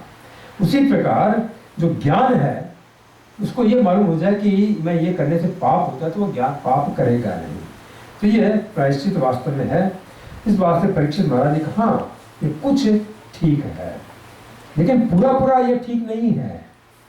सुखदेव गोस्वामी उदाहरण देते हैं कि अश्नतः पथ्यमेवान्नम, पथ्यम एवं अन्नम अश्नतः, जो केवल पथ्य अन्न खाता है, मतलब स्वास्थ्य के अनुकूल जो भोजन करता है, गड़बड़ नहीं खाता है, तो व्याधि न अभिभवन्ति, उनको व्याधियां रोग दबा नहीं सकती हैं, उसको रोग नहीं होता है, ठीक हो जाएगा वह। लेकिन प्रश्न होगा कि क्या ज्ञान हमेशा बना रहता है? ज्ञान भी तो कभी कभी बनता है, कभी घट जाता है। किसी भी आदमी को मरा हुआ देख करके और किसी को भी ज्ञान हो जाता है कि अरे मुझको भगवान का भजन करना चाहिए। किसी मरा हुआ व्यक्ति जा रहा है, उसको झट से ज्ञान हो जाएगा कि मुझको भगवान का भजन करना चाहिए, लेकिन ये तुरंत खत्म हो जाता है, घर पे आता है खत्म हो जाता है। इसको मरकट वैराग्य कहते हैं। शास्त्र सुनने पर, कथा सुनने पर ये ज्ञान होता है पर टिकता नहीं है, फिर जाकर के वही पाप करने लगता है। तो कुछ ऐसी बात बताइए कि जिससे ज्ञान हमेशा टिका रहे। इसके लिए अब सुखदेव गोस्वामी आगे बता रहे हैं। तो पहले ज्ञान को उज्ज्वल रखने के लिए ये उपाय बताते हैं। कहते हैं हे राजन, अगर कोई नियम का पालन करता है शास्त्रों के अनुसार तो उसका ज्ञान बना रहता है, और ज्ञान बना रहता है तो आदमी फिर पाप नहीं कर पाता है। तो जब ज्ञान खत्म हो जाता है तब व्यक्ति पाप करता है। अतः भगवान का ज्ञान, जीवात्मा का ज्ञान, भगवान का ज्ञान मतलब भगवान कौन है? बोले कृष्ण भगवान है। जीवात्मा का ज्ञान बोले ये शरीर जीवात्मा नहीं है, शरीर डिफरेंट है, जीवात्मा डिफरेंट है। तो अपने कर्म बंधन का ज्ञान कि मैं अपने परिवार में फंसा रहूंगा तो मुझको बंधन हो जाएगा, ये ज्ञान 84 के चक्कर में रहूंगा, फिर से जन्म मृत्यु के चक्कर में फंसूंगा। ये ज्ञान, कर्म से मुक्ति का ज्ञान, ये कैसे मुक्त हो? बोले भागवत सुनने से मुक्त होगा। ये हृदय में बना रहे, इसके लिए बहुत बहुत उपाय है।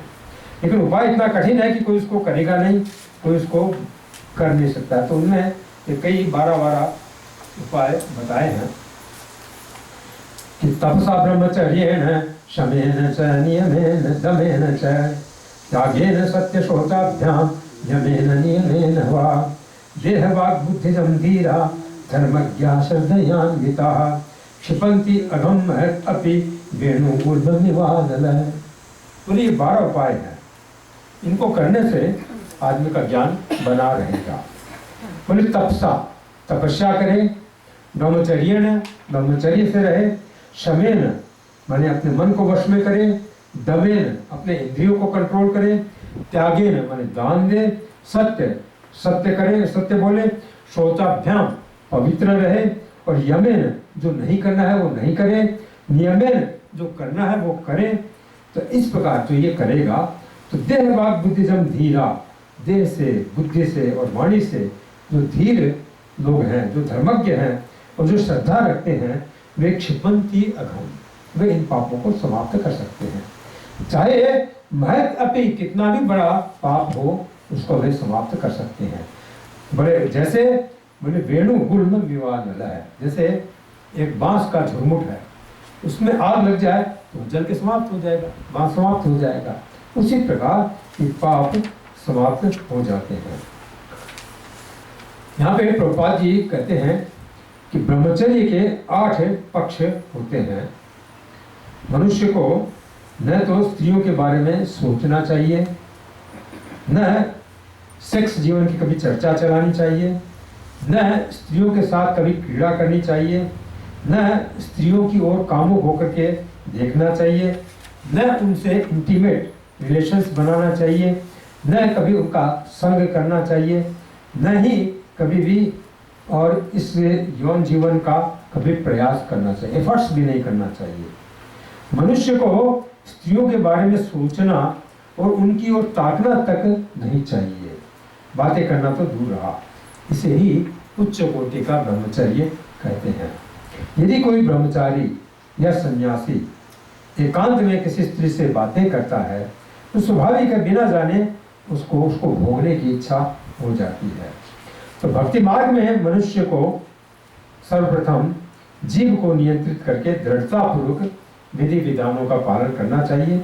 इसी को कहा गया कि सेवान्मुखो ही जीवादो स्वयमेव स्फुरत है। जीव को वश में किया जाता है यदि मनुष्य हरे कृष्ण महामंत्र का कीर्तन करे, कृष्ण से संबंध विषयों के अतिरिक्त अन्य किसी विषय पर न बोले तथा ऐसी वस्तु का आस्वादन न करे जो कृष्ण को अर्पित न की गई हो।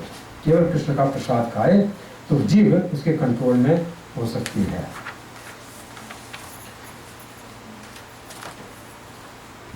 तो सबसे पहले उपाय बता रहे हैं, ये ज्ञान मार्ग का उपाय बता रहे हैं, ये भक्ति मार्ग का उपाय नहीं है। तपसा, भोगों से बुद्धि मलिन हो जाती है, ज्ञान नष्ट हो जाता है। जैसे कि तप करता है तब उसके हृदय में कृष्ण भावनामृत जगा रहता है, ज्ञान प्रज्वलित रहता है। तपस्या सबसे महत्वपूर्ण है।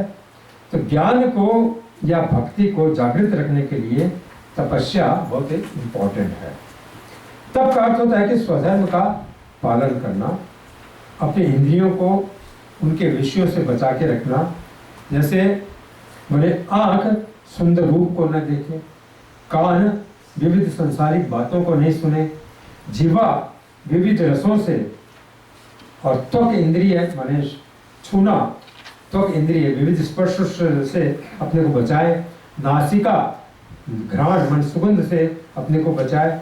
इस तरह से इनको बचाना चाहिए, इसको तप कहते हैं। और ये तो नेगेटिव साइड हुआ, और उनको उन विषयों से हटाकर भगवत विषयों में रखना ये सबसे आवश्यक है।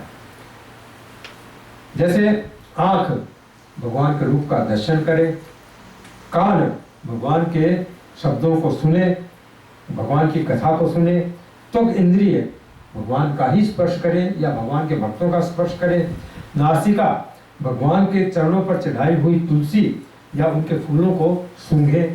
तो इस प्रकार से ये सब उपाय है, लेकिन वास्तव में इस जगत में तप कर पाना बहुत कठिन है। इसके बाद वो बता रहे हैं कि ब्रह्मचर्य का पालन बहुत कठिन है।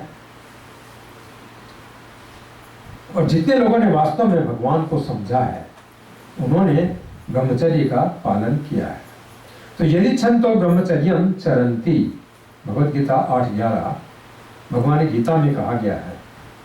गृहस्थों के लिए भी ब्रह्मचर्य बहुत आवश्यक है। उनके लिए भी केवल संतान उत्पत्ति के लिए स्त्री संग का विधान है, और 50 की उम्र के बाद स्त्री संग वर्जित है, नहीं करना चाहिए।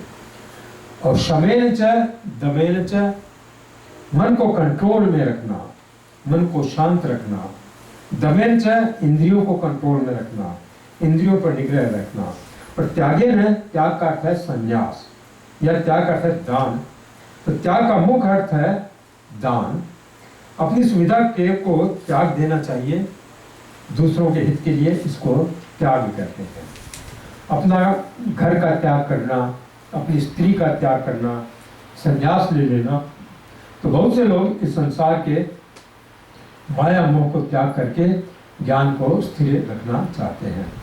और सत्य का अर्थ के वेदाध्ययन, वेद का अध्ययन करना, शास्त्र का वाक्य सत्य है उसको सुनना, उसको पढ़ना। और शौचाभ्याम शुचि रहना, पवित्र रहना। और यमेन नियमेन वा, यम का पालन करना और नियम का पालन करना। 12 यम है और 12 नियम है। यम का अर्थ है कि नहीं करना और नियम का अर्थ है करना। जैसे श्री प्रभुपाद जी ने 4 चीजें बताई हैं, वे यम है। कौन कौन सी चीजें हैं, कोई बोलेगा? No meat eating, no intoxication, no gambling, no illicit sex. ये है यम। नियम क्या है? 16 माला का जप करना, स्नान करना, मंगल आरती करना, ये सब नियम है। एक तरह से 12 यम है, 12 नियम है। लेकिन इन सब उपायों के द्वारा जो धीर पुरुष हैं, जो धर्मज्ञ हैं और श्रद्धा से युक्त हैं, शास्त्र में जिनकी श्रद्धा है और शास्त्र बताने वालों में जिनकी श्रद्धा है, वे लोग देह वाक बुद्धिजम, देह वचन और बुद्धि से उत्पन्न हुए इन पापों को उसी तरह क्षिपंती जला देते हैं जैसे वेणु गुलमम अनला है। जैसे आग बांस के झुरमुट को जला करके राख कर देता है। कितना भी बड़ा बांस का झुरमुट हो या ईंधन हो, छोटी सी आग भी उसको जला करके राख कर देती है। तो इससे तप से, ब्रह्मचर्य से, शम से, दम से, नियम पालन से, त्याग से, सत्य से, शौच से, यम से, नियम से मनुष्य के भीतर ऐसा ज्ञान प्रज्वलित होता है कि उससे पहले के पाप सारे नष्ट हो जाते हैं। उदाहरण ऐसा सुखदेव गोस्वामी दे रहे हैं कि उससे लगता है कि हृदय पूरा पूरा शुद्ध नहीं हो पाता है। इन उपायों से भी, ये 12 चीजें करने से भी हृदय उतना शुद्ध नहीं हो पाता है जैसे वेणु गुल्म। वेणु का अर्थ है कि बांस और गुल्म का अर्थ है कि झुरमुट। बांस के झुरमुट में आग लगती है गर्मी के दिनों में।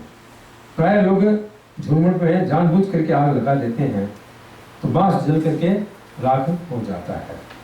बड़े बड़े बांसों में आग नहीं लगाई जाती है। बांस का झुरमुट एक अलग चीज है, बहुत छोटी छोटी उसमें शाखाएं निकल जाती हैं। कुछ सूखा सा झाड़ होता है, पत्ता रहता है, उसमें आग लगा जाते हैं तो जल करके वह राख हो जाता है। लेकिन जब वर्षा का दिन आता है, जब रेनी सीजन वापस आती है तो पुनः बांस के अंकुर उगने लगते हैं, उसकी जड़ जाती नहीं है।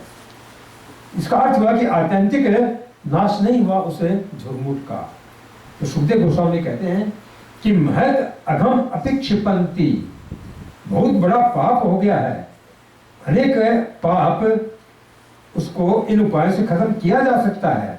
जैसे आग द्वारा बांस के झुरमुट नष्ट हो जाते हैं, तो उदाहरण इस बात को बता रहा है कि परंतु वर्षा काल में जैसे पुनः बांस उग जाते हैं, वैसे ही मनुष्य के पाप खत्म कर देता है इन उपायों से। लेकिन जब कोई विषय का संयोग मिलता है तो उसकी वासना पुनः उभर आ जाती है। मैंने सपोज धन मिल गया तो उस धन को वह भोगना चाहेगा, फिर वही पाप वह करने लगता है। तभी तक उसकी चेतना बनी रहती है जब तक उसके सामने उसके इंद्रियों के विषय न आ जाए, सुंदर स्त्री ना आ जाए, सुंदर धन ना आ जाए, या खाने के चीजें न आ जाए सुंदर। जैसे आंखों के सामने जब तक सुंदर रूप नहीं आया तभी तक उसका ठीक है, रूप शांत है। लेकिन जो ही आंखों के सामने कोई रूप आया तो उसके मन में उस रूप को भोगने की इच्छा हो जाती है। तो जब वह ये बात सुनता है, मान लीजिए कि ऐसे चित्त शांत है उसका, बिल्कुल शुद्ध है, लेकिन अचानक आकर के सपोज को उसको गाली दे दिया और उसको बुरा भला कर दिया तो तुरंत उसका मन विचलित हो जाता है। तो यह तो मन विक्षिप्त हो जाता है, यह तो आत्यंतिक शुद्धि हुई नहीं। आग लगी बांस के झुरमुट में, लेकिन उसको मूल को, जड़ को और वह जला नहीं पाया। इसी तरह से इन उपायों से, कौन से उपायों से? बड़े ये 12 उपाय जो बताया, तपसा ब्रह्मचर्येण शमेन च दमेन च और त्यागेन सत्य शौचाभ्याम यमेन नियमेन वा। इसके द्वारा पाप तो नष्ट हो जाते हैं, लेकिन पापों की जो वासना है, चित्त में पाप का जो संस्कार है, वो नहीं जल पाता है। फिर अनुकूल अवसर आने पर वो फिर पाप करने लगता है व्यक्ति। ऐसा इतिहास में अनेक उदाहरण है, बहुत उदाहरण है। जैसे विश्वामित्र मुनि, उनके विषय में कहा जाता है वे भी बहुत तपस्या किए, बहुत त्याग किए, तप करते थे। लेकिन जैसे उन्होंने मेनका को देखा, उनके हृदय में पूर्व संस्कार जागृत हो गया और 60 वर्ष के ध्यान के बाद उन्होंने एक लड़की को जन्म दिया। और वो भी, मेनका भी भाग गई, फिर स्वर्ग में चली गई, वह भी नहीं रही। और ये भी विश्वामित्र जी भी अपना बोरिया बिस्तर बांध करके चले गए, क्योंकि बेइज्जती का उनको डर लग गया। तो बच्ची का पालन किसने किया? बोले पक्षियों ने उनकी बच्ची का पालन किया, जैसे शकुंतला का पालन हुआ था उसी प्रकार। इससे सिद्ध होता है कि त्याग, ब्रह्मचर्य, इन सब से आत्यंतिक शुद्धि नहीं हो पाती है। तो यद्यपि प्रायश्चित की अपेक्षा इनसे ज्यादा शुद्धि होती है, परंतु आत्यंतिक शुद्धि नहीं होती है। तो जब यह उदाहरण महाराज सुखदेव गोस्वामी ने महाराज परीक्षित को दिया, कथा सुना रहे थे, तो उन्होंने कहा, ऐसा सिर हिला दिया परीक्षित महाराज ने, मतलब ये उपाय भी ठीक नहीं है। श्रोता के सिर हिलाने से पता लग गया कि ये इनको पसंद नहीं कर रहे हैं, तो और बताना चाहिए। तो पहले कर्मयोग बताया, फिर ज्ञान मार्ग बताया, अब भक्ति योग वे बताने वाले हैं। वे समझ गए कि हमारा शिष्य वो परीक्षा में बिल्कुल पास हो गया है। किसी भी भक्त को बहुत एक्सपर्ट होना चाहिए वास्तव में किसी बात को ठीक ठीक समझने में, तब तो उसको रियल बात दी जाएगी। नहीं तो गुरु कभी थर्ड क्लास की चीज़ दे देता है, ले लो तुम यही करो। अब जब तुम भक्ति नहीं करना चाहते तो ठीक है, कर्मकांड करो, ज्ञान मार्ग करो। देखता है कि उसको उसी काम में रुचि है, यही बेस्ट डिवोशनल सर्विस है उसके लिए, तुम यही करते रहो। लेकिन शिष्य को, डिसाइपल को बहुत बुद्धिमान होना चाहिए किसी भी बात को पकड़ने में, सत्य को समझने में। तो परीक्षित महाराज एक महान भक्त थे। वास्तविक बात यह थी कि वे चाहते थे भक्ति की महिमा इस सभा में सुनने के लिए। इसीलिए सुखदेव गोस्वामी ने जब कर्म की महिमा कही, ज्ञान की महिमा कही, तो परीक्षित महाराज ने स्वीकार नहीं किया। तो अब कल से भक्ति की महिमा आएगी। कल से सब बड़ा अच्छा रोचक प्रसंग है, भक्ति के बारे में ही केवल कथा है। अब 5 मिनट में छोटा सा भजन गा लेते हैं और फिर आरती करेंगे।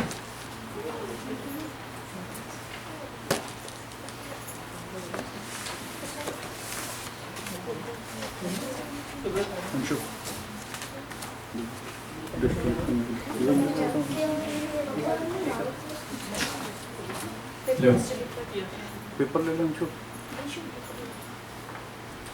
आधा उसको दे, जल्दी जल्दी बात कर सकते। डिस्ट्रीब्यूट कर लें।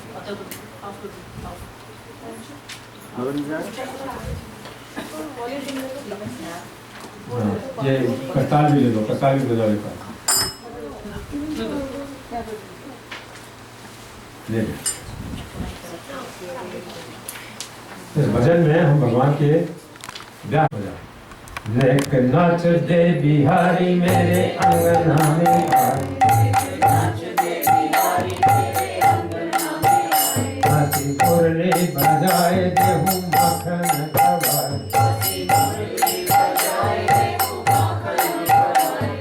छोटो सो गोपाल कारी देही ब्रजबार,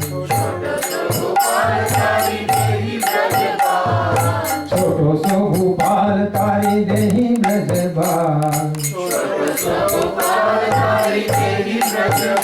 आचो नंद जो के लाल देहो सगाई कराए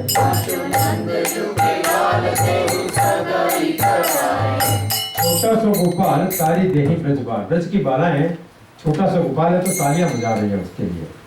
और वे कह रहे हैं कि नाचो नंद जो के लाल, हे नंद के बच्चे, हे नंद के लाला, तुम नाचो, तुम नाच दोगे तो हम क्या करेंगे, तुम्हारी सगाई करा देंगे, तुम्हारे एंगेजमेंट करा देंगे हम। छोटो सो गोपाल तारी देही ब्रजबाल नाचो नंद जो के लाल देहो सगाई कराए।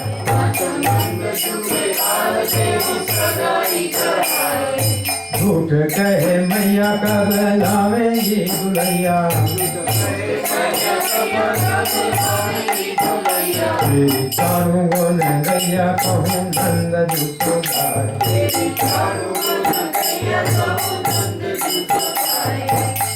हे मैया, झूठ कहे मैया, हे मैया तो झूठ बोल रही है, कब लावेंगी दुल्हैया, मेरे लिए दुल्हन कब लाएगी तू? तेरी चारों गुण गैया, जब तक मेरी दुल्हन नहीं लाएगी मैं तेरी गैया नहीं चराऊंगा। और कहूँ नंद जूस हो जाए, मैं नंद बाबा से जाकर कह दूंगा कि मैया मेरे लिए दुल्हन नहीं ला रही है तो मैं अब गैया नहीं चराऊंगा। झूठ कहे मैया कब लावेंगी दुल्हैया, तेरी चारों गुण गैया कहूँ नंद जूस हो जाए।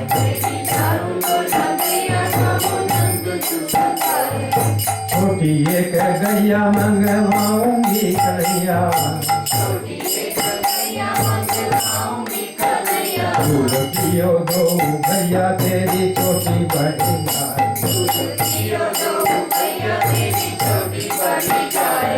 तब यशोदा मैया कहती है कि छोटी एक गैया, तुम्हारे लिए एक छोटी गैया मंगा दूं, गाय मंगा दूंगी और मंगवाऊंगी कन्हैया, दूध पियो दो भैया, और तुम दोनों कृष्ण और बलराम तुम दोनों उसका दूध पीना तो तुम्हारी चोटी बढ़ जाएगी।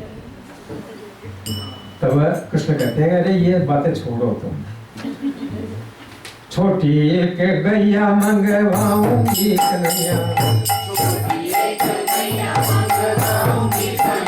दूध पियो दो भैया तेरी छोटी बड़ी गाय।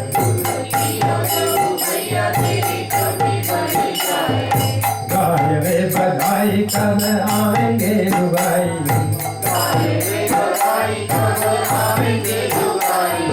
करी दे सगाई दीजो दुल्हा बनाए।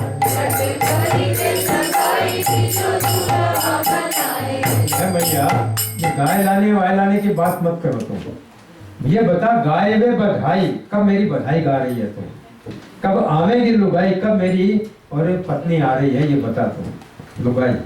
झट करी दे सगाई, मेरी सगाई इमीडिएट कर दे, एंगेजमेंट इमीडिएट कर दे, दीजो दुल्हा बना, गुरु को दुल्हा बना करके और इमीडिएट मेरी सगाई कर दे।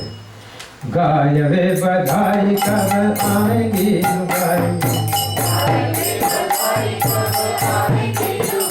झट करी दे सगाई दीजो दुल्हा बनाए।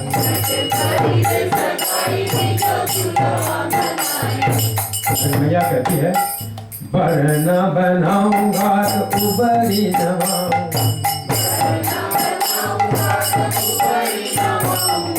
बरना बनाऊंगा तो उबरी नवाऊं, सजदाऊ को पठाऊं जहलावे गुकराए। तो भैया कहते ठीक है मैं तुमको दूल्हा बना देती हूँ, बरना बना देती हूँ और उबरी नवाऊं, मैंने उपटन लगा करके, जो बेसन का उपटन लगाते हैं ना तैयार करके, तुमको उपटन लगा करके तैयार कर देती हूँ खूब सजा सजा करके, और दाऊ को तेरे साथ भेज देती हूँ, बलराम जी को तेरे साथ भेज देती हूँ, ये तेरा ब्याह करके ले आएगा। बरना बनाऊंगा तो उबरी नवाऊं, सजदाऊ को पठाऊं जहलावे गुकराए। बल को पठावे नित मोही को पिजावे, श्याम ताहि न पटावे जे गुहाऊ के धराए।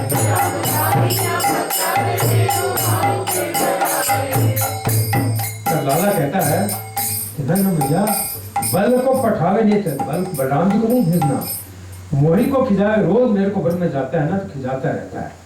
क्या बोले? श्याम ताही ना पटावे कि भैया उसको नहीं भेजना, देव को हाउ के डरा। मेरे को रोज जंगल में क्या बोलता है, देख हाउ आ गया, हाउ आ गया, डराते रहता है मेरे को, हाउ ते डराए। बल को पठावे नित मोही को खिजावे, श्याम ताही न पटावे देव हाउ के डराए। एक नाथ दे बिहारी मेरे अंगना में आए, हंसी मुरली बजाए देहूं माखन खवाए।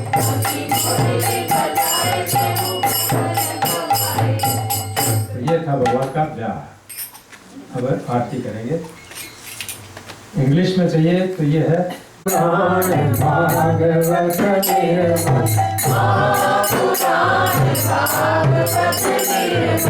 सुख मुख विगलित निगम कल्पफल,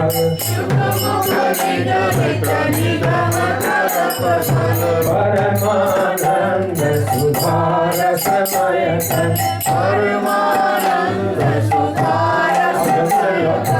लीलारति रस रस निधान की, आरती अति पावन पुराण की, कलिमल मथन ताप निवारणी, जन्म मृत्युमय भव भय हारिणी, सेवत सकट सकल सुखकारिणी, तुम हो श्री हरि प्रधान की, भारती अति पावन पुराण की, हृदय विलास विमोहनि नाथी,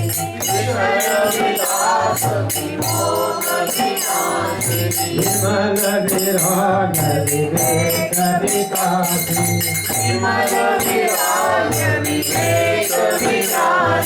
भगवत तत्व रहस्य प्रकाशिनी, परम ज्योति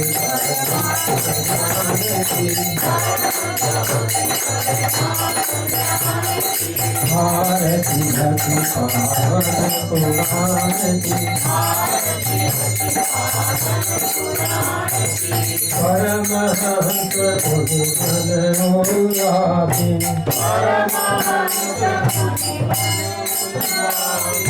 रसिक हृदय रसरास विलासी,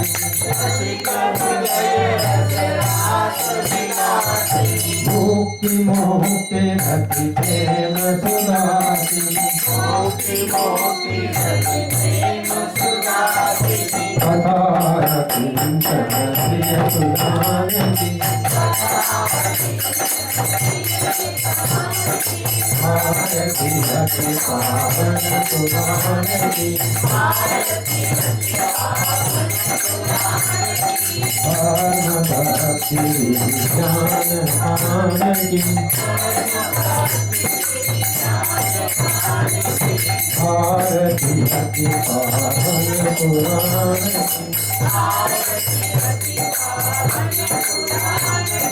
बोलो गणका श्रीमद् भागवतम की। हरे कृष्णा कृष्णा कृष्णा हरे हरे, हरे Ram Hare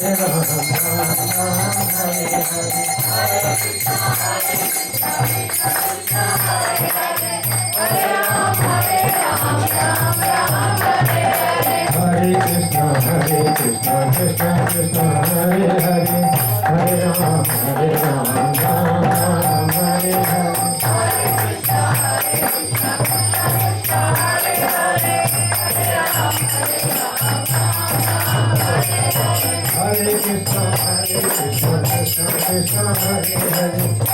Hare Ram Ram Ram Hare Hare Hare Krishna Krishna Krishna Hare Hare Hare Ram Ram Ram Hare Hare हरे Krishna Krishna Krishna Hare Hare Hare Ram Ram Ram Hare Hare Hare Krishna Krishna Krishna Hare Hare Hare Ram Ram Ram Hare Hare हरे Krishna Krishna Krishna Hare Hare Hare Ram Ram Ram Hare Hare Hare Krishna Krishna Krishna Hare Hare Hare Ram Ram Ram Hare Hare बोलो राधा श्याम सुंदर की, राधा माधव की, राधा कृष्ण की, राधा मदन मोहन की।